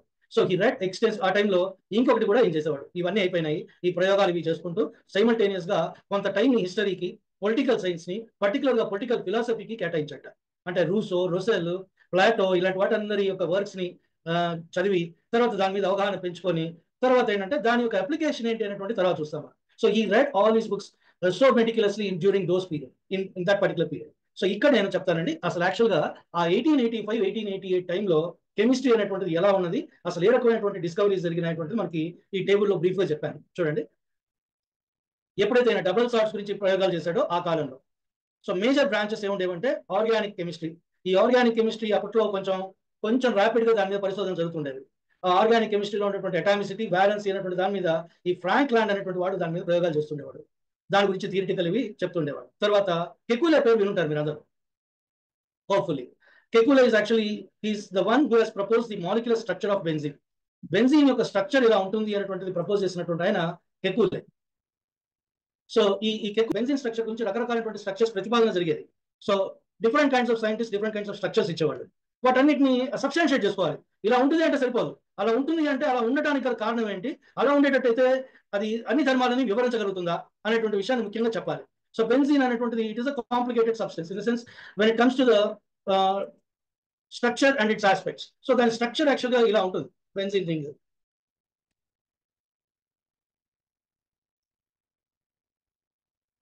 సో మనం ఈ బెంజీన్ రింగ్ అనేటువంటిది ఫ్రీ హ్యాండ్ డయాగ్రామ్ వస్తుంది. సో ఇలా హెక్సాగనల్ గా ఉండి ఆల్టర్నేట్ గా డబల్ బాండ్స్ ఉంటాయి లోపల. ఇలాగా ఇది వదిలిపెట్టేసి ఇక్కడ, మళ్ళీ ఇది వదిలిపెట్టేసి ఇక్కడ, ఇలా ఆల్టర్నేట్ గా డబల్ బాండ్స్ ఉంటాయి, దాన్ని బెంజీన్ అంట. సో ఇది కాకుండా ఇంకొక రెజొనెన్స్ స్ట్రక్చర్ ఏంటంటే దీనికి ఇక్కడ ఒక పై బాండ్, ఇక్కడ ఒక పై బాండ్, అలాగే ఇక్కడ ఒక పై బాండ్ ఆల్టర్నేట్ గా ఇటన్నా ఉండొచ్చు అటన్నా ఉండొచ్చు. ఈ రెండు రెజొనెన్స్ స్ట్రక్చర్స్ అండి. ఇలా కాకుండా మోడర్న్ మాలిక్యులర్ ఆర్బిటాల్ థియరీ ప్రకారం ఇలా హెక్సాగన్ ఉంటే ఈ లోపల ఒక రింగ్ రూపంలో చూపిస్తాం, ఇది బెంజీన్ రింగ్. సో ఈ రకమైనటువంటి స్ట్రక్చర్ ప్రతిపాదించినటువంటి వాడు మొట్టమొదటి కెకులే అనేటువంటి వాడు. ఇది ఒక స్టార్టింగ్ డిస్కవరీ యాక్చువల్గా. ఈ కెకులే పరిశోధనతో బెంజీన్ దానికి సంబంధించినటువంటి కెమిస్ట్రీ పురోభివృద్ధి చెందడానికి పనికొచ్చింది. మీరు కనుక ఇక్కడ చూడండి, ఈ లోపల సన్న గీతలు ఒకటి రాశాను ప్రతి చోట pi bonds, 3 alternate pi bonds. ఇక్కడ కూడా 3 ఆల్టర్నేట్ పై బాండ్స్ చూపించాను. ఈ 3 ఆల్టర్నేట్ పై బాండ్స్ అనేటువంటి స్ట్రక్చర్ కి రావడానికి కారణం ఏంటంటే ఆయన మాలిక్యులర్ ఫార్ములా తెలుసు C6H6 అని. అంటే ఈ కార్నర్ లో ఒక కార్బన్ హైడ్రోజన్ ఉంటుంది, ఈ కార్నర్ లో ఒక కార్బన్ హైడ్రోజన్, ఇక్కడ ఉన్నటువంటి కార్నర్ లో కార్బన్ హైడ్రోజన్, 6 మూలల్లో కార్బన్ హైడ్రోజన్ ఉంటుంది. ఉంటే తర్వాత ఈ C6H6 ని బైండ్ చేయాలి అంటే 3 పై బాండ్లు అవసరమైనాయి. ఈ 3 పై బాండ్లు 3 ఆల్టర్నేట్ పొజిషన్ లో ఉంటాయి అని చెప్పేసి ప్రపోజ్ చేశాడు. సో ఈ ప్రపోజల్ కి ఎట్లాంటి పరిస్థితులు దారిస్తాయంటే ఈ పూర్తిగా దీనిలోకి రాలే ఆయన. ఒక కళ ఏం చెప్తారు అంటే ఆయన పరిశోధన చేస్తూ ఆ పేపర్లో రాసుకుంటూ దాని మీద పడి నిద్రపోయాడు. సడన్ గా ఒక కళ వచ్చింది. ఆ కళలో ఏంటంటే ఒక సర్పం దాని తోకన తినడానికి ప్రయత్నం చేస్తాము, ఒక పాము దాని తోకన తినడానికి ప్రయత్నం చేస్తాము. అంటే ఇక్కడ చూడండి ఈ పై బాండ్స్ ఇలా ఉన్నాయి కదా, ఈ పై బాండ్ మొత్తం కలిస్తే ఒక పాము అనుకోండి, ఈ తల ఇటు తిరుగుతోంది, ఇది ఇట్లా పోతోంది, ఇది తోక, దీన్ని పట్టుకోవడానికి ఇది గిరగా తిరుగుతోంది. అంటే ఈ పై బాండ్స్ అనేటువంటివి ఆసిలేటింగ్ పై బాండ్స్ ఆయన ప్రపోజ్ చేశాడు. ఆ ఆసిలేటింగ్ పై బాండ్స్ ని ప్రపోజ్ చేసే భాగంలోనే క్రమంలోనే ఈ లోపల 2 సర్కిల్స్ ఉంటాయి. ఆ 2 సర్కిల్స్ ఏంటంటే వాటి అర్థము ఒక పై క్లౌడ్ అనేటువంటిది ఫామ్ అవుతుంది బెంజిన్ కి. ఆ పై క్లౌడ్ బెంజిన్ మాలిక్యూల్ కి పైన కింద విస్తరించి ఉంటుంది అనేటువంటి విషయాన్ని ఆయన బోధపరిచాడు. So that is how the Kekulé he has given his idea about the structure of the benzene ring, and later this discovery went on to a very next level and contributed a lot for the benzene chemistry. అంటే benzene కి సంబంధించి electrophilic substitution reactions కానీ, phenol తయారు చేయడం కానీ, chlorobenzene తయారు చేయడం కానీ, తర్వాత బెంజోయిక్ యాసిడ్ తయారు చేయడం, బెంజాల్డిహైడ్ లాంటి సబ్స్టెన్సెస్, అవన్నీ కూడా అరోమాటిక్ సబ్స్టెన్సెస్ అంటాం. అంటే ఒక రకమైన అరోమా కలిగి ఉంటాయి. బెంజాల్డిహైడ్ అనేటువంటిది పర్టికులర్ గా ఫుడ్ ఫ్లేవర్స్ లో వాటిలో వాడుతూ ఉంటారు. సినమాల్డిహైడ్ అనేటువంటిది ఉంటుంది. ఇవన్నీ కూడా ఒక రకమైనటువంటి అరోమాటిక్ ప్రెజెంట్ ఆర్డర్ ఉంటుంది. ఆ ఆర్డర్ ఉన్నటువంటి ఏదైతే ఉన్నాయో ఆ ప్రెజెంట్ ఆర్డర్ ఉన్నటువంటి పదార్థాలు తయారు చేయడానికి ఈ బెంజిన్ నిర్మాణం అనేటువంటిది ఉపయోగపడింది. సో ఈ బెంజిన్ నిర్మాణంలో ఎలక్ట్రోఫిలిక్ సబ్స్టిట్యూషన్ రియాక్షన్స్ జరగడానికి ఎక్కువ అవకాశం ఉంది అనే ప్రతిపాదనని కెకులే చేయగలిగాడు దాని ద్వారా. సో దట్ ఇది కెకులే ఆ రకమైనటువంటి ప్రయోగాన్ని చేసిన తర్వాత నెక్స్ట్ వచ్చేసరికి వాంట్ హాఫ్ అనేటువంటి ఆయన కైరల్ కెమిస్ట్రీ మీద ప్రయోగం చేశాడు. కైరల్ కెమిస్ట్రీ అంటే ఈ కెమికల్ సబ్స్టెన్సెస్ ఆప్టికల్ యాక్టివిటీని చూపించేటువంటి భాగంగా ఆయన వాంట్ హాఫ్ అనేటువంటి ఆయన అంటే Dextro rotatory substances, Livo rotatory substances, ఇలాగ మనం వాడుకలో చూస్తున్నాం. లీవో సెట్రిజిన్ అనే మాట విని ఉంటారు. ఆ సెట్రిజిన్ అనేటువంటి డ్రగ్ దాని జెనిక్ నేమ్. లీవో అంటే ఏంటంటే ఆ సెట్రిజిన్ అనేటువంటి compound it will rotate the plane polarized light to the left hand side direction. So అటువంటి ప్రాపర్టీ ఉందన్నమాట. సో సబ్స్టెన్సెస్ లో ఆప్టికల్ యాక్టివిటీ పరంగా పోలరైజ్డ్ లైట్ ని లెఫ్ట్ వైపు తిప్పగలిగేటువంటి సామర్థ్యం ఉన్నవి, రైట్ సైడ్ తిప్పగలిగేటువంటి సామర్థ్యం ఉన్నవి ఉంటాయి. వాటిని laevo rotatory and dextro rotatory అంటాం కైరల్ కెమిస్ట్రీలో. సో కైరల్ కెమిస్ట్రీ గురించి వాంట్ హాఫ్ అనేటువంటి ఆయన ఆ టైంలో బాగా ప్రయోగాలు చేస్తుండేవాడు. And apart from that even the Le Bel అనేటువంటి ఆయన కూడా దానికి తోడ్పడ్డాడు. ఆయన కూడా దాన్ని డెవలప్ చేశాడు. అటువంటి స్టడీస్ చేస్తుండేవాడు. కెమిస్ట్రీ అనేటువంటిది రకరకాలుగా అభివృద్ధి చెందుతూ ఉంటుంది. Carbon stereo chemistry, organic chemistry చాలా ముందంజలో ఉండేది. అంటే అప్పట్లో ఆ ప్రయోగాలు చాలా విపరీతంగా చేస్తూ ఉండేవాడు. ఈ టైంలో ఏంటంటే ఫిజికల్ కెమిస్ట్రీ వైపు, ఇనార్గానిక్ కెమిస్ట్రీ వైపు ఎవరు తొలి చూడాలి. ఆ సందర్భంలో ఫిజికల్ కెమిస్ట్రీ వైపు ఎర్గీనియస్ ఇలాంటి వాళ్ళు యాసిడ్ బేస్ వీటిని కనుక్కుంటే పీసీడే గారు ఇనార్గానిక్ కెమిస్ట్రీ వైపు వెళ్ళాడు. ఆ ఇనార్గానిక్ కెమిస్ట్రీ వైపు వెళ్ళడానికి గల కారణం ఏంటంటే basically because of his interest towards Mendeleev and his periodic law and his periodic table. ఈ మాట మనం మెండలీవ్ అనే పేరు అందరూ వినే ఉంటారు. ఈ మెండలీవ్ అనేటువంటి ఆయన మొట్టమొదటిసారి పీరియాడిక్ టేబుల్ తయారు చేసినటువంటి మనిషి. సో 1869 ఆ ప్రాంతంలో అప్పుడు తెలిసినటువంటి ఒక 63 మూలకాలని ఒక వరుసలో పద్ధతిగా అమర్చాడు. ఎలా అమర్చాడంటే ఒక 7 పీరియడ్లుగా, ఒక 8 గ్రూపులుగా విభజించాడు. సో ఈ విభజనలో పరమాణు భారం అంటే అటామిక్ మాస్ అనేటువంటి దాన్ని ప్రాపర్టీని ఆయన కీలకంగా తీసుకొని increasing order of atomic mass లో ఎలిమెంట్స్ ని కనుక అరేంజ్ చేసుకుంటూ వెళ్తే సేమ్ ప్రాపర్టీస్ ఉన్నటువంటి ఎలిమెంట్స్ ని ఒక గ్రూప్ కింద మనం ఫ్రేమ్ చేయొచ్చు అనే ఒక ఐడియా తోటి ఆయన పీరియాడిక్ టేబుల్ ని తయారు చేశాడు. అయితే దీనికి చాలా పెద్ద కృషి చేశాడు. యాక్చువల్లీ మెండలీవ్ ఈ suppose to have an IQ which dominates or which is almost same as that of Einstein. అలాంటి ఐక్యూ ఉన్నటువంటి సైంటిస్ట్ అనమాట మన మెండలీవ్ అనేటువంటి ఆయన. He is the first author to write a book upon chemistry. ఆ టైంలో chemistry గురించి పుస్తకం లేదు అప్పటిదాకా. ఫస్ట్ టైం ఒక ఆర్గనైజ్డ్ బుక్ రాసినటువంటి ఆయన మెండలీవ్, రష్యన్ సైంటిస్ట్. ఈయన ఏం చేశారంటే ఈ పీరియాడిక్ టేబుల్లో కొన్ని చోట్ల ఖాళీలు వదిలిపెట్టాడు. 10వ తరగతి దాకా రసాయన శాస్త్రం చదువుకున్న వాళ్ళందరికీ ఒక ఐడియా ఉంటుంది. ఈ దీంట్లో ఏంటంటే పీరియాడిక్ టేబుల్లో అల్యూమినియం గడి కింద ఒక ఖాళీ వదిలాడు, అలాగే బోరాన్ గడి కింద ఒక ఖాళీ వదిలాడు, తర్వాత సిలికాన్ గడి కింద ఒక ఖాళీ వదిలాడు. ఇలా కొన్ని చోట్ల ఖాళీలు వదిలాడు పీరియాడిక్ టేబుల్లో. ఎందుకయ్యా ఈ పీరియాడిక్ టేబుల్లో ఖాళీలు వదిలాడు అంటే ఆయన ఊహ ప్రకారం ఏంటంటే ఆ పర్టిక్యులర్ ఖాళీ గడిలోకి ఇమడడానికి ఒక కొత్త లోహమో కొత్త మూలకమో ఎవరో ఒకళ్ళు కనుక్కుంటారు, ఇప్పటికి ఇంకా దాన్ని కనుక్కోలేదు, దాని యొక్క ప్రాపర్టీస్ ఈ రకంగా ఉంటాయి అని చెప్పినటువంటి ఆయన మెండలీవ్. అంటే అల్యూమినియం కింద ఖాళీగా ఉన్నటువంటి గడిలో కొత్తగా పరిశోధన చేయబోయి అక్కడికి వచ్చేటువంటి పదార్థానికి ఆయన ఏకా అల్యూమినియం అని పేరు పెట్టాడు. తర్వాత కొన్ని రోజుల తర్వాత దాని గ్యాలియం అని కనుక్కున్న తర్వాత దాని గ్యాలియం కింద పేరు మార్చారు దానికి. సో ఆ ఖాళీ గడిలో దాన్ని పెట్టారు. ఎందుకంటే ఈ గ్యాలియం అనేటువంటి దాన్ని అప్పుడు ఇంకా కనుక్కోలేదు కాబట్టి దాని పేరు ఏకా అల్యూమినియంలో అక్కడ ఖాళీ ఉంచాడు. అయితే దాని ప్రాపర్టీస్ నేను ముందే చెప్పాట. And he use to propagate that in the form of a joke. ఆ జోక్ ఏంటంటే ఆయన చెప్తాడు, ఈ కొత్తగా కనుక్కొనబోయే ఏదైతే లోహం ఉన్నదో ఆ లోహం తోటి ఒకవేళ మీరు చెంచాను గరిటను చేశారు అంటే ఆ చెంచా తోటి మీరు అన్నం తీసుకొని నోట్లో పెట్టుకునే లోపల చెంచా కూడా కరిగిపోతుంది. ఆ చెంచాతో తయారు చేసే ఆ లోహము ఆ చెంచా కరిగిపోతుంది అని చెప్పాడు. మీరు నోట్లో తీసుకెళ్ళేటప్పుడు ఆ లోహం యొక్క ద్రవమే అవుతుంది అన్నాడు. అంటే ఏంటి అర్థము?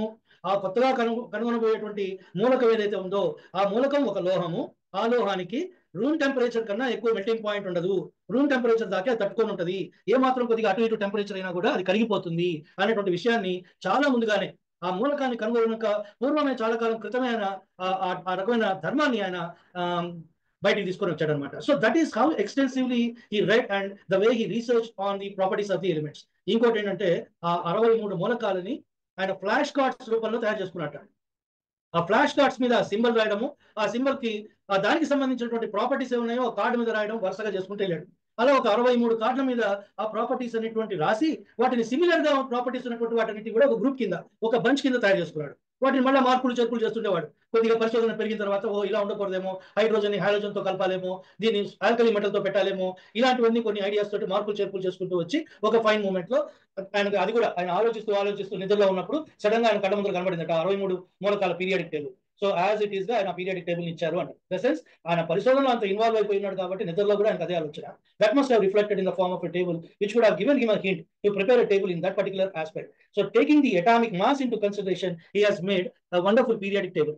అయితే ఇక్కడ పీసీ రేని ఇంట్రెస్టింగ్, పీసీ రేకి ఏంటి ఇంట్రెస్ట్ దీంట్లో అంటే, పీసీ రేకి ఇంట్రెస్టింగ్ పాయింట్ ఏంటంటే ఇదే, ఏంటంటే ఆ మూలకాలకి ఖాళీలు వదిలిపెట్టడం.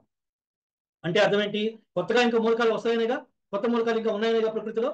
ఆ మూలకాలని కనుక్కోవడానికి మనం పరిశోధన చేద్దాం అనే ఒక పరిశోధనాత్మక దృష్టిలో కెమిస్ట్రీ, ఇనార్గానిక్ కెమిస్ట్రీ మీద ఆయనకి విపరీతమైనటువంటి అభినవేశం పెరిగి ఆ ప్రయోగాలు చేయడం అనేటువంటి స్టార్ట్ చేశాడు.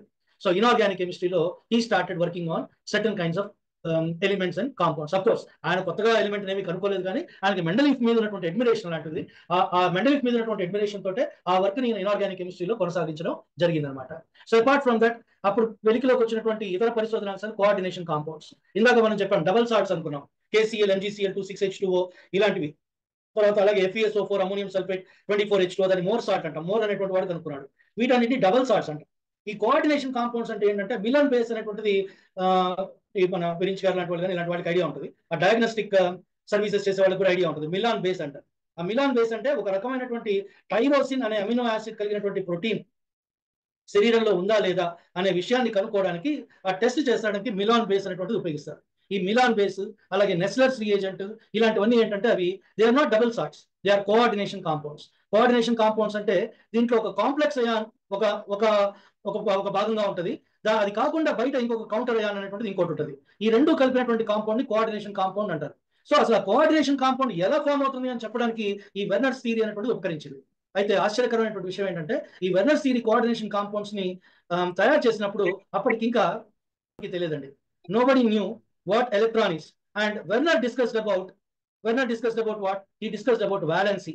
ఆ కోఆర్డినేషన్ కాంపౌండ్స్ ఫామ్ కావడానికి రెండు రకాలైనటువంటి వ్యాలెన్సీస్ ని ఎలిమెంట్స్ ఉపయోగించుకుంటాయి అనే విషయాన్ని ఆయన చెప్పాడు.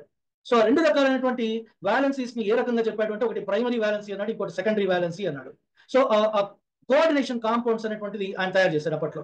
ఆ కోఆర్డినేషన్ కాంపౌండ్స్ కావాల్సినటువంటి థియరీని ఈ వెర్నర్ అనేటువంటి వాడు ప్రవేశపెట్టడం జరిగింది. సో ఆయన for example let us take one particular kind of compound. I'll just write it here. So the central metal is something like cobalt అనుకున్నాం. సో CO అనేటువంటి దాని సింబల్. ఈ కోబాల్ట్ చుట్టూ ఒక కోఆర్డినేషన్ స్ఫియర్ ఉంటుంది.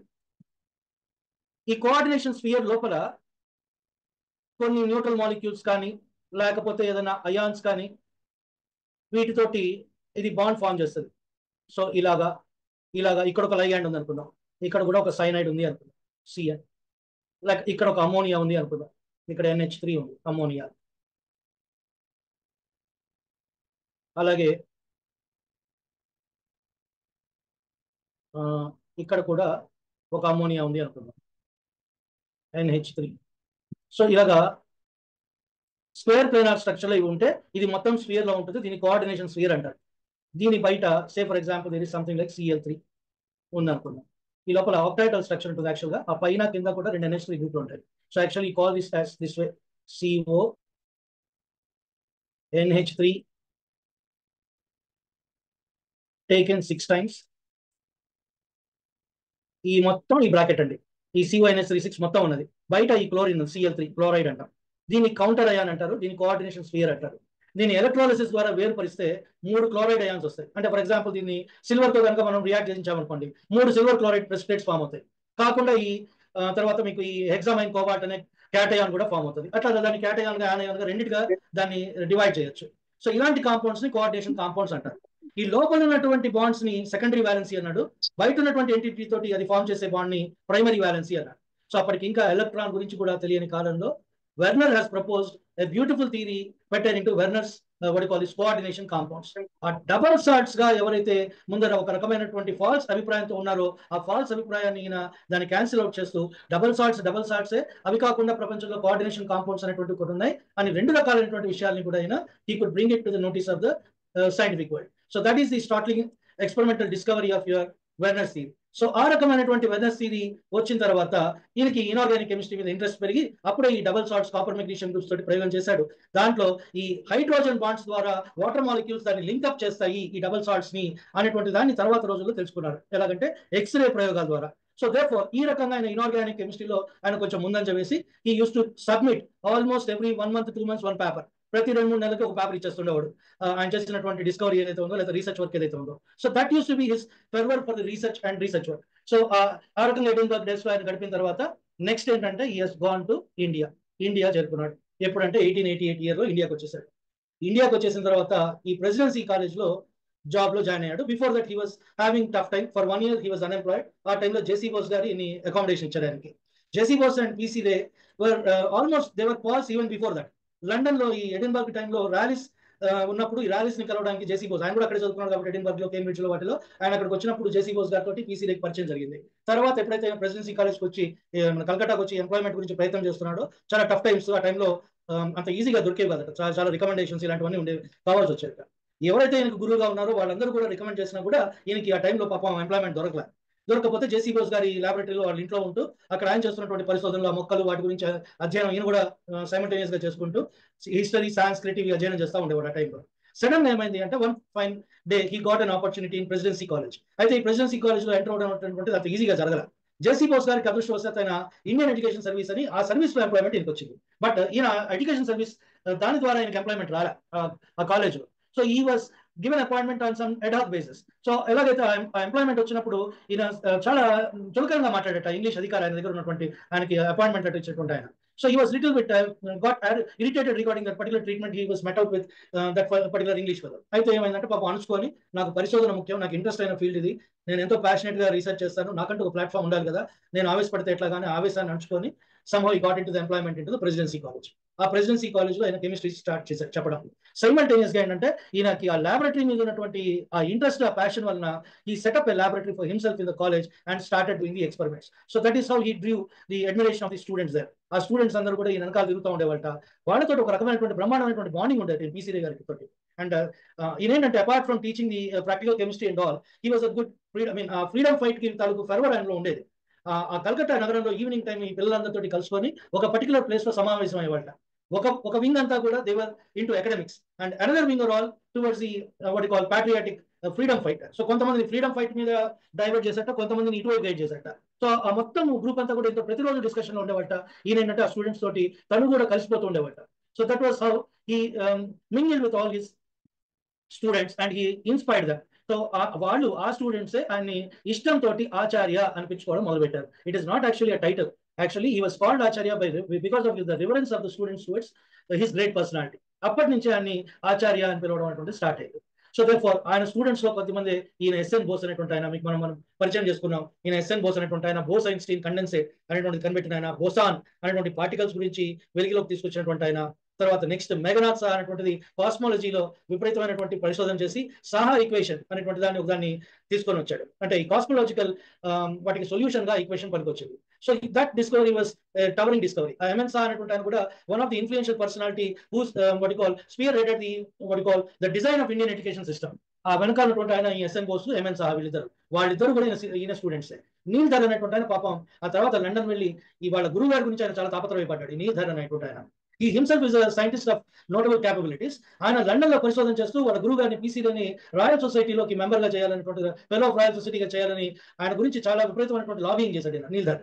కాకపోతే కొన్ని ప్రిజుడిసెస్ వల్ల he was unable to get that particular thing like fellow of royal society. But however he was awarded with knighthood. PC Ray గారికి సర్ బిరుదుని ఇచ్చారు వాళ్ళు బ్రిటిష్ వాళ్ళు. కానీ రాయల్ సొసైటీలోకి they did not take him as a fellow of royal society for certain reasons. రకరకాలు ఉంటాయి. కొన్ని రీజన్స్ ఏం అట్రిబ్యూట్ చేస్తారు అంటే ఈయన ఇంగ్లీష్ తెలుగు ఇండియన్ కాబట్టి పర్టికులర్ గా బిఫోర్ అండ్ ఆఫ్టర్ మ్యూటినీ లాంటి ఎస్సేస్ రాశాడు కాబట్టి ఈయన ఒక సైంటిస్ట్ గ్యాప్ లో ఉన్నటువంటి రివల్యూషనరీ అనే భావం వాడుకుండిందట. ఆ ప్రిజుడిస్ తోటి ఈయనకి ఫెలో ఆఫ్ రాయల్ సొసైటీ ఇవ్వకుండా ఆపారు అని ఒక స్టోరీ. అయితే అదే టైంలో రామానుజన్ ఆయనకి కంటెన్షన్ ఒకే పీరియడ్ లో రామానుజన్ గారి పేపర్ ఈయన పేపర్ రెండు వెళ్ళినాయి. వెళ్తే రామానుజన్ గారి పేపర్ ప్రిసీడ్ అయింది, ఆయనకి ఫెలో ఆఫ్ రాయల్ సొసైటీ ఇచ్చారు, ఈయనకి ఇవ్వలేదన్నమాట. సో ఈయన తర్వాత వచ్చినటువంటి చాలా మందికి దొరికింది కానీ fellow of royal society opportunity, ఈయన మాత్రం fellow of royal society life time లో అవ్వలేకపోయారు. That's a different story. But his contribution was applauded by all over the world by different kinds of scientists. అయితే అక్కడ పేరు ఉందినటువంటి ఇంకొక సైంటిస్ట్ విషయం కూడా మనం ముచ్చరించుకోవాలి. ఆయన పేరు ఏంటంటే బెర్తలోట్. బెర్తలోట్ అంటారో బెర్తలో అంటారో వాళ్ళ ప్రొనౌన్సియేషన్ లో. ఈ బెర్తలోట్ అనేటువంటి ఆయన is a French physicist, French chemist actually. ఆయన ఈజిప్షియన్ ఆల్కమీ మీద, అరేబియన్ ఆల్కమీ మీద విపరీతమైనటువంటి పరిశోధన చేసి ఆయన ఒక బుక్ రాశాడు యాక్చువల్గా. ఆ బుక్ ని ఈయన చదవడం తటస్థించింది. సో అలాగా ఆ బుక్ ని చదువుకున్నటువంటి క్రమంలో ఏంటంటే so therefore he went on with an interest towards the research work on the alchemy. So ఆ రకంగా ఈ బెర్తలో ఉన్నటువంటి ఆయన ఈయన ఇన్స్పైర్ చేస్తే ఈయన ఆల్కమీ మీద పరిశోధన చేసి హిస్టరీ ఆఫ్ హిందూ కెమిస్ట్రీ అనేటువంటి ఒక బుక్ ని 2 వాల్యూమ్స్ గా రాశాడు పీసీదే. సో ఆ బుక్ ని ప్రిఫేస్ రాసింది ఆ బెర్తలో అనేటువంటి సైంటిస్ట్. ఆయన చాలా మెచ్చుకున్నాడు యాక్చువల్గా. ఈ బెర్తలో అనేటువంటి ఆయన థర్మోకెమిస్ట్రీలో కూడా బ్రహ్మాండమైనటువంటి ఫోరెస్, ఆయన చాలా రకాలైనటువంటి విషయాల్ని థర్మోకెమిస్ట్రీలో ఇంట్రడ్యూస్ చేశాడు.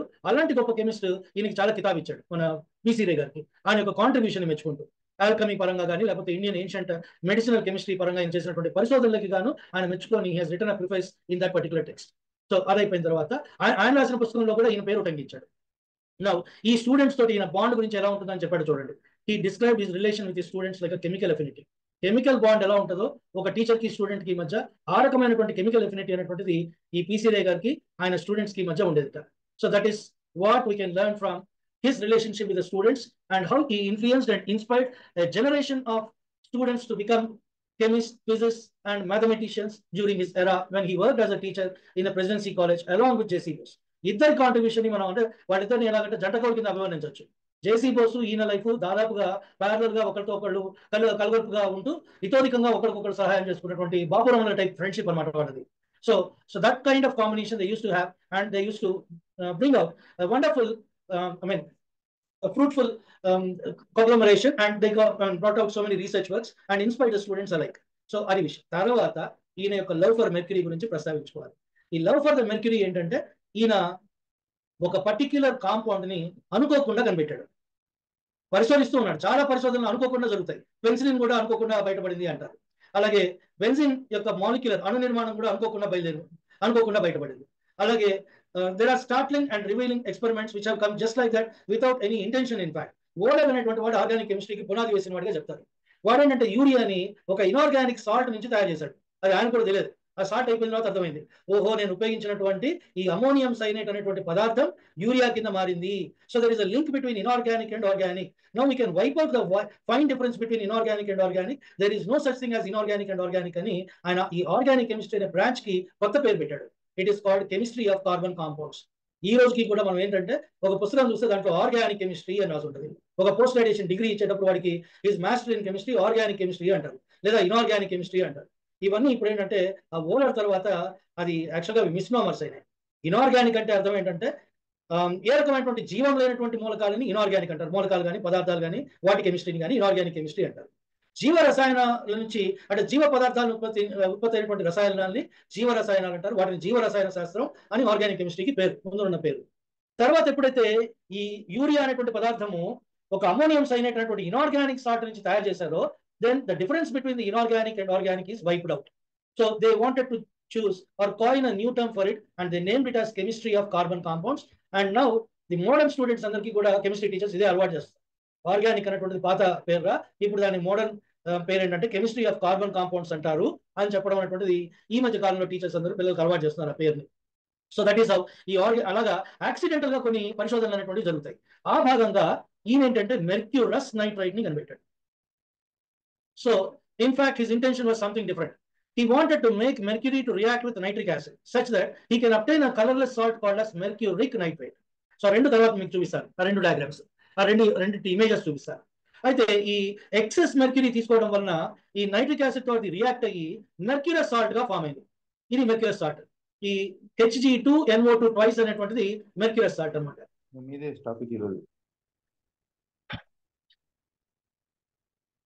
So twice NO2 twice. ఇక్కడ కనుక మీరు చూస్తే మెర్క్యూరీ కనిపించట్లేదు. స్లైడ్ కనబడలేదమ్మా? లేదు సార్. ఇప్పుడు నా లేదు సార్. అది పోయిందా షేరింగ్? అది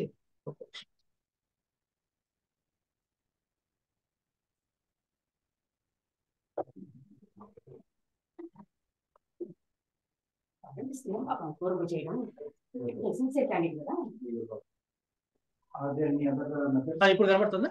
కొంచెం అటు ఇటు కనబడుతుంది. Now I adjust that to the screen so that it will fit to the screen.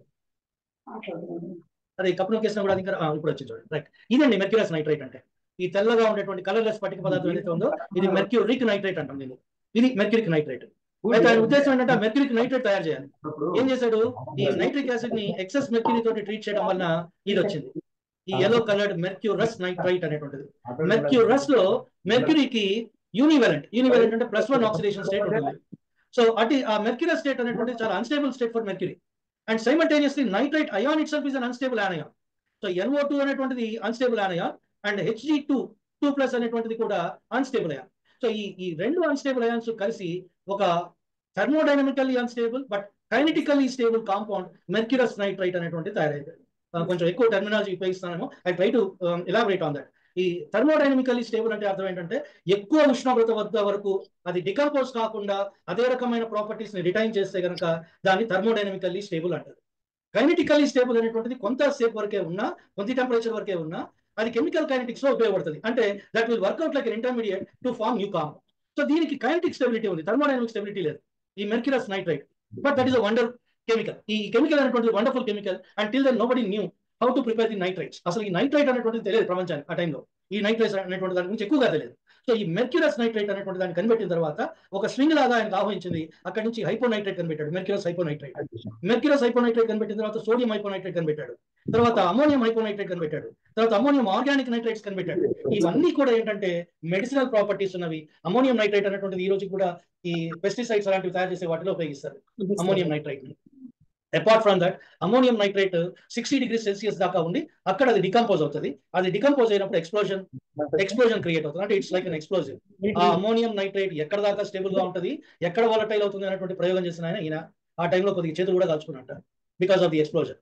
And that is how there is a story or it could be real too. ఆయనకున్నటువంటి patriotic fervour కి ఆయన అలా చేస్తుంటాడు అనే దాన్ని కాదనేటువంటి విషయం. ఏం చేశాడంటే కొంతమంది స్టూడెంట్స్ ఎవరైతే ఈ వైలెంట్ యాక్టివిటీస్ లో ఉన్నారో, అంటే ఫ్రీడమ్ ఫైట్ లో ఈ రకమైన వైలెన్స్ దోవలో వెళ్ళారో వాళ్ళకి సహాయంగా ఎక్స్ప్లోజివ్స్ కొని ఈయన ల్యాబొరేటరీలో తయారు చేశాడు. One among that they say that it is ammonium nitrite. So ఆ భాగంగా అమోనియం ఆర్గానిక్ నైట్రైట్స్ ఏమో మెడిసినల్ యూస్ కి పనికి వస్తాయి. మెర్క్యూరీకి సంబంధించినటువంటి mercurous nitrite, this is what we are talking about melon. ఆ మెలాన్ అనేటువంటి దాని రియేజెంట్ ని డయాగ్నోసిస్ లో ఉపయోగిస్తారు. టైరోసిన్ అనేటువంటి అమైనో యాసిడ్ ఉన్నటువంటి ప్రోటీన్ గుర్తించడానికి మెర్క్యూరస్ నైట్రైట్ ని ఉపయోగిస్తారు అనమాట. Apart from that he worked out on how the mercury was used in the ancient days. ఆ మెర్క్యూరీకి ఉన్నటువంటి ధర్మాలు ఏంటి, ఏ రకమైనటువంటి పరిశోధనలు చేశారు, ఆ టైంలో ఎలాంటి పదార్థాలు కనిపెట్టబడ్డాయి అంటే ఇందాక చెప్పినట్టు ఒక పదార్థం పేరు చెప్పాను, మకర ధ్వజం అని. It is an amalgam of mercury, gold and a compound with sulphur. దాన్ని మకర ధ్వజం అంటారు. ఈ పాదరసాన్ని శివుడిగా భావించి, గంధకాన్ని పార్వతిగా భావించి, ఈ రెండింటి యొక్క కాంబినేషన్ శివశక్తుల కలయిక వివరించి దాన్ని వైటాలిటీకి ఉపయోగించేవాడు. Like how we use the ginseng, red root అని, కొరియన్ రూట్ అని ఈ మధ్యకాలంలో వాడుతా ఉన్నారు, రివైటల్ ఇలాంటి డ్రగ్స్. ఆ రకంగా ఆ మకర ధ్వజాన్ని ఆ కాలంలో ఉపయోగించేవాడు. Apart from that it has got some other medicinal uses also it seems. అటువంటి పదార్థాన్ని అని తెలుసుకున్నాడు. And one more important thing is those days, ఆ ఏన్షియంట్ డేస్ లో క్యాలమెల్ అనేటువంటి కామన్ నేమ్ మెర్క్యూరిక్ క్లోరైడ్ కి ఇస్తాం మనం. Mercury chloride is called as calomel, and this calomel is used in modern days as calomel electrode. ఈ calomel electrode అనేటువంటి ఒక reference electrode గా పనిచేస్తుంది. ఆ రిఫరెన్స్ ఎలక్ట్రోడ్ అనేటువంటి దేనికి ఉపయోగిస్తారంటే ఎలక్ట్రో కెమిస్ట్రీలో ఒక బ్యాటరీ యొక్క పొటెన్షియల్ ని కనుక్కోవడానికి ఈ calomel electrode ని ఉపయోగిస్తారు. లైక్ స్టాండర్డ్ హైడ్రోజన్ ఎలక్ట్రోడ్ లాగానే ఇది కూడా ఒక రిఫరెన్స్ ఎలక్ట్రోడ్. సో ఆ రిఫరెన్స్ ఎలక్ట్రోడ్ ని సార్ కనబడుతుందా సార్? స్లైడ్ నేను షేర్ చేస్తుంది. సో దేర్ఫోర్ ఆ రకంగా క్యాలమెల్ అనేటువంటి దాని తయారీ కూడా అప్పట్లో ఏన్షియంట్ ఇండియన్ కెమిస్ట్రీలో ఉండిందిట. సో అలాగైనా మెర్క్యూరీతో లవ్ లో పడ్డాడు. పడి మెర్క్యూరీకి సంబంధించినటువంటి మెర్క్యూరస్ నైట్రైట్, ఆ తర్వాత nitrites, organic nitrites, ammonium organic nitrites ఇవన్నీ కనుక్కున్నాడు. ఇవన్నీ ఏంటంటే intermediate compounds which led to the discovery of wonderful drugs which have got medicinal uses. తర్వాత డై అంటే ఈ వర్ణ ద్రవ్యాలు ఏవైతే ఉన్నాయో వర్ణ ద్రవ్యాలను తయారు చేయడానికి కూడా ఇవి ఇంటర్మీడియట్ కాంపౌండ్స్ లాగా ఉపయోగపడ్డాయి. So that is how he contributed a lot in discovering and bringing out, synthesizing the nitrites.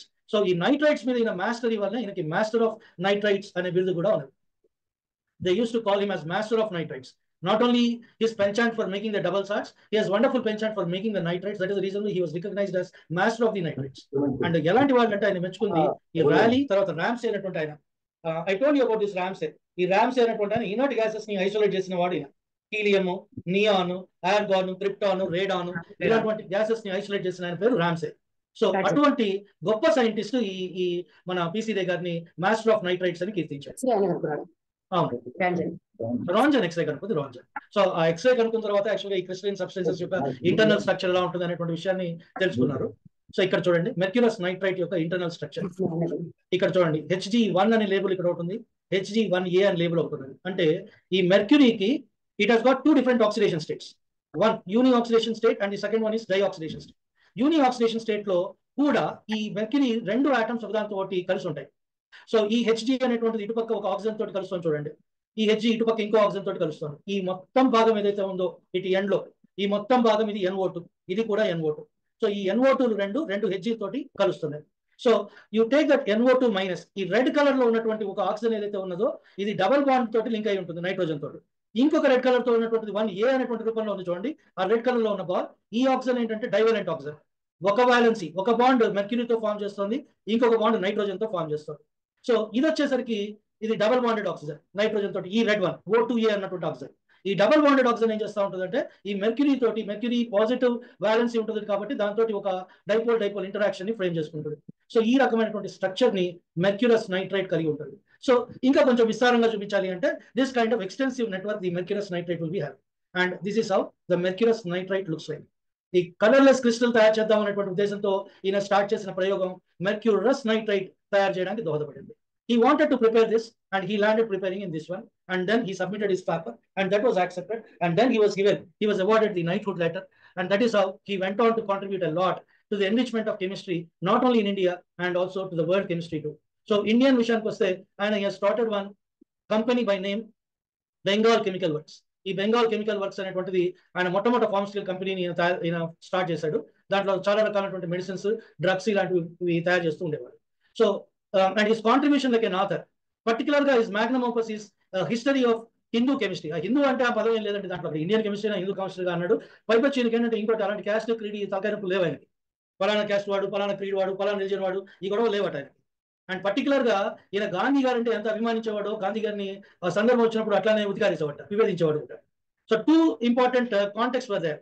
During 1901, 1903, ఎప్పుడైతే ఈ lord Curzon he was about to divide the Bengal into 2 parts, ఆ టైంలో పెద్ద ఎత్తున మూవ్మెంట్ జరుగుతున్నప్పుడు he was a great admirer of Gandhi. గాంధీని బెంగాల్ కి పిలుచుకొని వచ్చి మీటింగ్స్ అరేంజ్ చేశాట. I have a photo with that, but I think I cannot be able to do that. We'll have another session in continuation. ఆ టైంలో నేను చూపిస్తాను. So Gandhi గారితో ఆయన పిలిచి అక్కడ సమావేశాన్ని ఏర్పాటు చేశాట. ఆ టైంలో తర్వాత అంత అభిమానించేవాడు గాంధీ గారు అంటే. సో చాలా రకాలుగా ఆయన స్వాతంత్ర సమరం జరిగేటప్పుడు గాంధీ గారు ఎప్పుడైతే బెంగాల్ వచ్చాడో, కలకట్టా వచ్చాడో, ఆ టైంలో అంతా పిసిదే గారు పక్క నుండి చూసుకునేవాడు చాలా విషయాలు.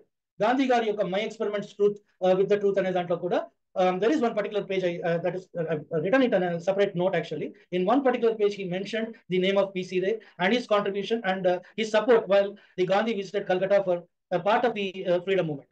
సో ఆ విషయాన్ని ఆయన ఉటంకించాడు my experiments with the truth అనే గ్రంథంలో కూడా. సో అంత అభిమానించేటువంటి పిసి రే ఎప్పుడైతే మింటో మార్లే రిఫార్మ్స్ వచ్చాయో, ఆ మింటో మార్లే రిఫార్మ్స్ వచ్చినప్పుడు దాంట్లో కమ్యూనల్ బేసిస్ మీద ప్రత్యేకమైనటువంటి నియోజకవర్గాలు ఏర్పాటు చేద్దాం అనే బ్రిటిషర్ యొక్క ఆలోచనని ఈయన వ్యతిరేకించాడు.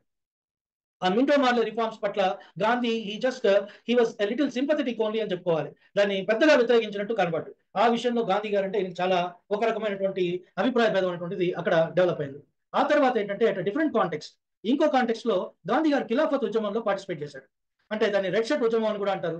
మన ఖాన్ అబ్దుల్ గఫర్ ఖాన్, ఫ్రాంటియర్ గాంధీ అనేటువంటి ఆయన స్టార్ట్ చేసి దాన్ని ఈయన అనిపుచ్చుకున్నాడు. ఇదేంటంటే టర్కీలో జరిగిన విషయంలో ఏదైతే అక్కడ అక్కడ ఉన్నటువంటి నోబెల్స్ కి జరిగిన అన్యాయాన్ని ఇక్కడ ముస్లింస్ తమకి జరిగినట్టుగా భావిస్తే ఈ ముస్లింస్ అండదండ కోసం, ఆ ప్రాపకం కోసం ఈయన ఏం చేశాడంటే దీన్ని తలకెత్తుకొని ఆ ఉద్యమాన్ని తీసుకున్నాడు Gandhiji.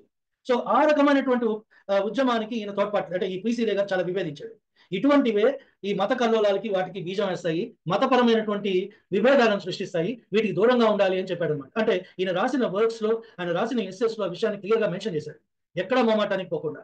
So he use to travel through out the country. North నుంచి సౌత్ దాకా మెడ్రాస్ లో ఏదైనా ఒక సైంటిఫిక్ తాలూకు ఏదైనా ఒక ఇన్నోవేటివ్ వర్క్ జరుగుతుందన్నా, లేకపోతే ఏదైనా ఒక ల్యాబొరేటరీ స్టార్ట్ చేస్తున్నారన్నా, ఒక ఇండస్ట్రీ స్టార్ట్ ఉన్నారన్నా కూడా ఈయన ఒక పైనీర్ గా భావించి, ఒక గురువుగా భావించి వాళ్ళు ఇన్వైట్ చేసేవాడు. ఈయన అక్కడికి వెళ్ళి ఆ సమిట్ లో పాల్గొని ఈయన యొక్క వ్యూస్ ఏమైతే ఉన్నాయో వాటి గురించి చెప్తుండేవాడు. అలాగే స్వాతంత్రోద్యమం గురించి కూడా చాలా ఫ్రీగా ఎక్స్ప్రెస్ చేసేవాడు. And he was with Subhash Chandrabose. So ఆ సుభాష్ చంద్రబోస్ గారి పంద ఆయనకి నచ్చింది, ఆయనకి సపోర్ట్ చేశాడు కొన్ని విషయాల్లో. గాంధీ గారిని కొంచెం కొన్ని విషయాలు విభేదించాడు. So he was very close with freedom fighters those days. And there is nothing like to say that it is not minimizing if you say he's a person who was like a scientist. He was a revolutionary in the garb of scientist.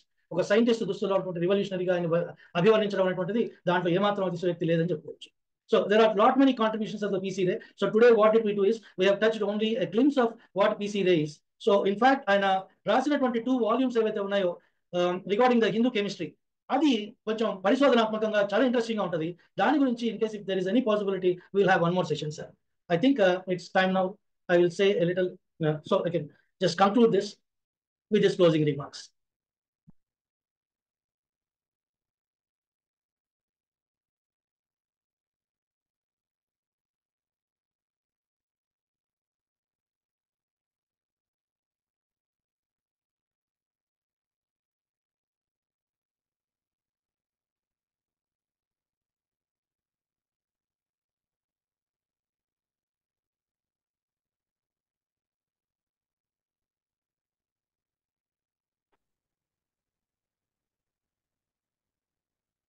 Hello, am I audible? Yeah sir. Yeah, I think I just wanted to conclude at this moment. So in case if the one more important thing regarding the PC Ray is like discussion on the contribution in the like the works he has contributed, like his writings, particularly history of Hindu chemistry అనే దాని గురించి మనం తర్వాత వీలుని బట్టి ఎప్పుడు అవకాశం ఉంటే అప్పుడు దాని గురించి మనం ఒక చిన్న సెషన్ పెట్టుకుంటే that would be nice. So with this I wanted to conclude this. So in case if any interactions or anything like that, I would like to. ఇక్కడ చాట్ బాక్స్ లో ఒక మేడం అడిగారు సార్, పాదరసం ఆయుర్వేదంలో ఎలా ఉపయోగిస్తారు? పాదరసం ఉంటది కాబట్టి ఆయుర్వేద మందులు వాడద్దు అనేవారు కదా. ఏంటంటే యాక్చువల్ గా పాదరసం కానీ హెవీ మెటల్స్ ఏవైనా కూడా టాక్సిక్ ఏనండి. హెవీ మెటల్స్ ఏవైనా కూడా టాక్సిక్ ఏనండి ఒక మోతాదు దాటితే. అంటే ఫర్ ఎగ్జాంపుల్ ఇప్పుడు మీరు సెలీనియం తీసుకున్నారనుకోండి, అది కూడా టాక్సిక్. ఎప్పుడు ఒక పర్టికులర్ మోతాదు దాటితే బ్లడ్ లో it can definitely cause some kind of problem. అయితే ఒక మోతాదు దాకా ఏంటంటే దానికి మెడిసినల్ వాల్యూ కూడా ఉంటుంది. So it actually it can work out like medicine. So some of these substances, కొన్ని సబ్స్టెన్సెస్ ఆ కాలంలో లైక్ ఈ సెలీనియం ఇలాంటివి ఇప్పుడు కూడా కంటిన్యూస్ గా వాడుతున్నాము.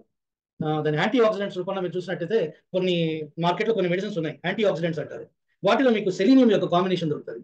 ఈ సెలీనియం అనేటువంటిది ఏంటంటే one of the heavy metals. మీకు 16th గ్రూప్ లో వస్తుంది ఎలిమెంట్, ఆక్సిజన్ సల్ఫర్ తర్వాత నెక్స్ట్ వచ్చేటువంటి ఎలిమెంట్ సెలీనియం. సో ఈ సెలీనియం అనేటువంటిది ఒక రకమైనటువంటి ఆర్సెనిక్ ఉంది. ఆర్సెనిక్ ని కూడా మనం ఆర్సెనిక్ అనేటువంటి ఒక విషయంగా భావిస్తాం. ఆర్సెనిక్ ని యాక్చువల్ గా సాల్వార్సన్ అనే మొట్టమొదట యాంటీబ్యాక్టీరియల్ మెడిసిన్ ని ఒక ఆయన తయారు చేశారు. యాక్చువల్ గా salvarsan was the name of that medicine. It was used against the plague. That was against the plague which was rampant in the France. So అది బ్రహ్మాండమైనటువంటి రిమార్కబుల్ రిజల్ట్స్ ఇచ్చిందట. అంతేకాకుండా ప్రోంటోసిల్ అనేటువంటి ఒక డ్రగ్ ని తయారు చేయడానికి ఈ సాల్వార్సన్ యొక్క ఆర్సెనిక్ బంధం అనేటువంటిది, ఆర్సెనిక్ మధ్య ఉన్నటువంటి బాండ్ అనేటువంటిది ఏదైతే ఉందో అది ప్రేరేపణగా నిలిచి, అది ఒక ఇన్ఫ్లుయెన్షియల్ ఫ్యాక్టర్ గా నిలిచి ప్రోంటోసిల్ అనేటువంటి ఒక డ్రగ్ ని కూడా తర్వాత తయారు చేశారు. సో కొన్ని ఎలిమెంట్స్ ఏంటంటే ఒక మోతాదు దాకా వాటికి మెడిసినల్ వాల్యూస్ ఉంటాయి. ఆ మోతాదు మించితే ఏమవుతుందంటే it can definitely become danger. So even mercury, there is no doubt it has got some kind of toxic effects. That is the reason why people advise not to use the medicines which contain the mercury. అయితే ఇవన్నీ అప్పటి కాలంలో అది వాడిన మాట వాస్తవం. ఆ మకర ధ్వజం అనేటువంటిది వర్కౌట్ అయిందని కూడా చెప్తారు. So that is actually fact. It's recorded history. అదండి, there is no objection. మోతాదు దాటితే మాత్రం డెఫినెట్ గా పాదరసం హార్మ్ఫుల్. పాదరసమే కాదు, మనం ఐరన్ ఉంది ఫర్ ఎగ్జాంపుల్, మనం నిత్యం ప్రెగ్నెంట్ లేడీస్ కి వాళ్ళు ఐరన్ ఫోలిక్ యాసిడ్ తీసుకోండి, ఐరన్ ఫోలిక్ యాసిడ్ తీసుకోండి అని పుంకాలు రాజేస్తారు. ఆ ఐరన్ కూడా కొద్దిగా ఎక్కువైతే ప్రాబ్లమే. అది ఫెరస్ ఫామ్ లో ఉన్నటువంటి ఐరన్ అయితే పర్వాలేదు, ఫెరిక్ ఐరన్ అయితే ఇంకా ప్రమాదం. గ్యాస్ట్రిక్ ఇరిటేషన్ ఇలాంటివన్నీ క్రియేట్ చేస్తా ఉంటాం. So any kind of element if it crosses a particular dosage, then definitely it can lead to a toxic effect in the blood. So within the reasonable limits, definitely it could have given some kind of medicinal properties and that would have been proved those days. Empirical గా వాళ్ళు చూసుకొని వాడుంటారు. CV sir, physics అనేది Newton కాలం నుంచి evolve అయ్యి ఉండగా chemistry మాత్రం 19వ శతాబ్దం మధ్య భాగం దాకా డెవలప్ కాకపోవడం అనేటువంటిది ఆశ్చర్యకరం. కరెక్ట్ అండి. అంటే యాక్చువల్గా చెప్పాలి అంటే చాలా ప్రిమిటివ్ భావన ఉండేవి ఈ కెమిస్ట్రీ సందర్భంగా. మీరు చెప్పాలనుకుంటే ఆ డెమోక్రటస్ అనేటువంటి వాడు ఒక ఆటం ఉంటుంది అనేటువంటి విషయాన్ని మాత్రమే చెప్పాడు, అంతకంటే ఎక్కువ దాని గురించి మాట్లాడాడు. ఆ డెమోక్రటస్ తర్వాత చాలా కాలం వరకు నిశ్శబ్దంగా ఉండింది. ఆ తర్వాత జాన్ డాల్టన్ అనేటువంటి ఇంగ్లీష్ స్కూల్ టీచర్ ఒక ఆయన అటామిక్ థియరీ అనేటువంటి దాన్ని ప్రవేశపెట్టాడు. ఈ అటామిక్ థియరీ కూడా పెరిఫరల్ గా టచ్ చేశాడు ఆటం గురించి. అంటే ఆటమ్స్ ఒకదాంతో ఒకటి కలిస్తే మాలిక్యూల్స్ ఏర్పడతాయని దాని ఆయన మాలిక్యూల్ అని కూడా పేరు పెట్టాలి. దాని కాంపౌండ్ ఆటమ్ అన్నాడు.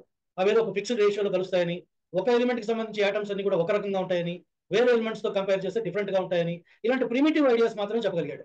ఆ జాన్ డాల్టన్ చెప్పిన తర్వాత చాలా కాలం తర్వాత జేజే థామ్సన్ గారు ఎలక్ట్రాన్ కనిపెట్టాడు.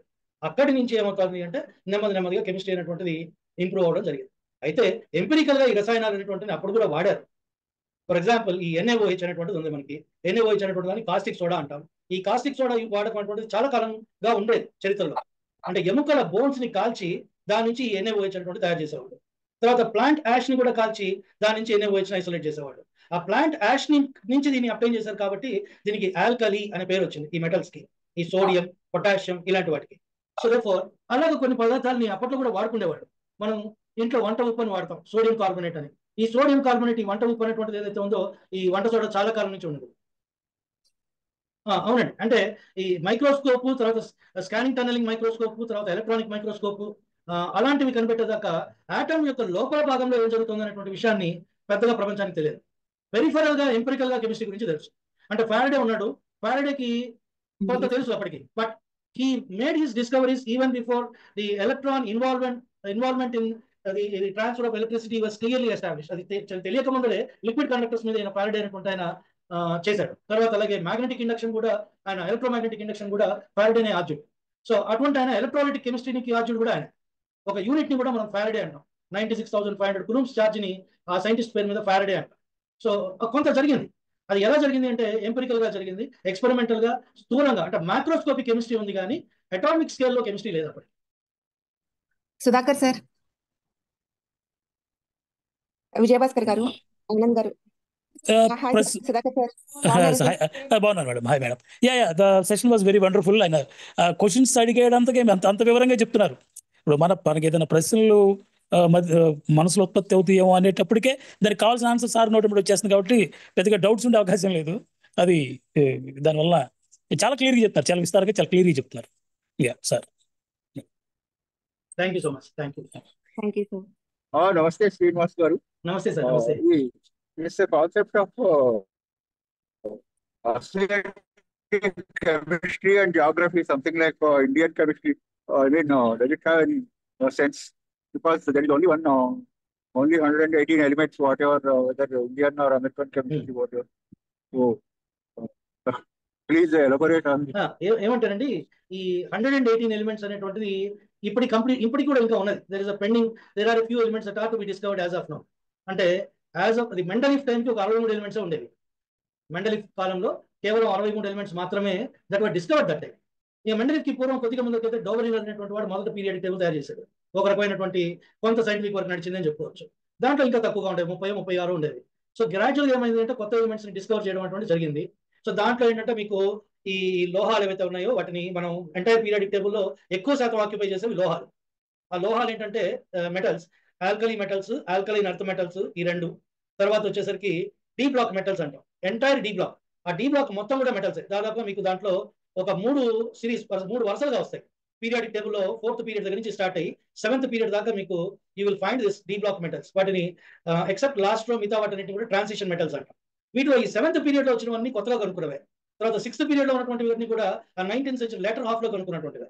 ఎప్పుడైతే మేడం క్యూరీ గారు ఈ రేడియం అనేటువంటి దాని మీద ప్రయోగం చేసి ఆ రేడియో యాక్టివిటీని ఇంట్రడ్యూస్ చేశారో, ఆ రేడియో యాక్టివిటీ ఇంట్రడ్యూస్ చేసిన తర్వాత ఆ రకమైన రేడియో యాక్టివిటీ పరిశోధనలలో many radioactive elements were discovered. Most of them were placed in actinoids అంటాం వాటిని. అంటే మెయిన్ పీరియాడిక్ టేబుల్ కింద ఉంటుంది చూడండి, ఒకటి 2 వరుసలుగా ఉంటాయి ఎఫ్ బ్లాక్ మెటల్స్ గా. దాంట్లో లాంథోనాయిడ్స్ అని కొన్ని, యాక్టినాయిడ్స్ అని కొన్ని ఉంటాయి. దాంట్లో యురేనియం వరకు వాటిని naturally obtained radio active elements అంటారు. ఆ తర్వాత వచ్చినటువంటి ప్లూటోనియం, నెప్ట్యూనియం, కాలిఫోర్నియం, అమెరీషియం, బర్క్లాండియం, ఈ లారెన్షియం, ఇలాంటి ఎలిమెంట్స్ అన్ని కూడా అవి దేవర్ ప్రిపేర్డ్ ఇన్ ద ల్యాబొరేటరీ. ఆ ల్యాబొరేటరీలో దాని వాటికి ఆ హాఫ్ లైఫ్ పీరియడ్ కూడా చాలా తక్కువ ఉంటుంది. మైక్రో సెకండ్స్ లో అది ఫామ్ అవ్వగానే అది డిసపియర్ అయిపోతూ ఉంటుంది ఆ మెటల్. అలాంటి మెటల్స్ కొన్ని కనుక్కున్నారు. వాటి కెమిస్ట్రీ అంతా ఎస్టాబ్లిష్ కాలేదు.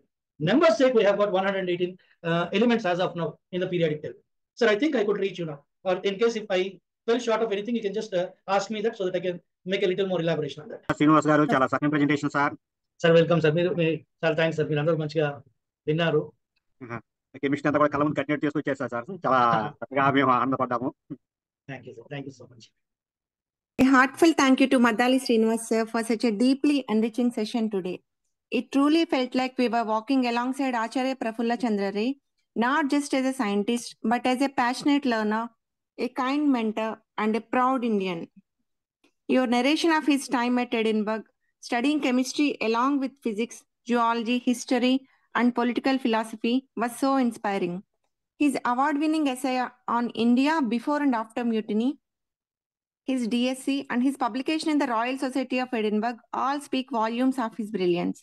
The way you shared how students lovingly called him Acharya made us see the teacher behind the scientist, someone who uplifted others, guiding young minds, and made science inclusive.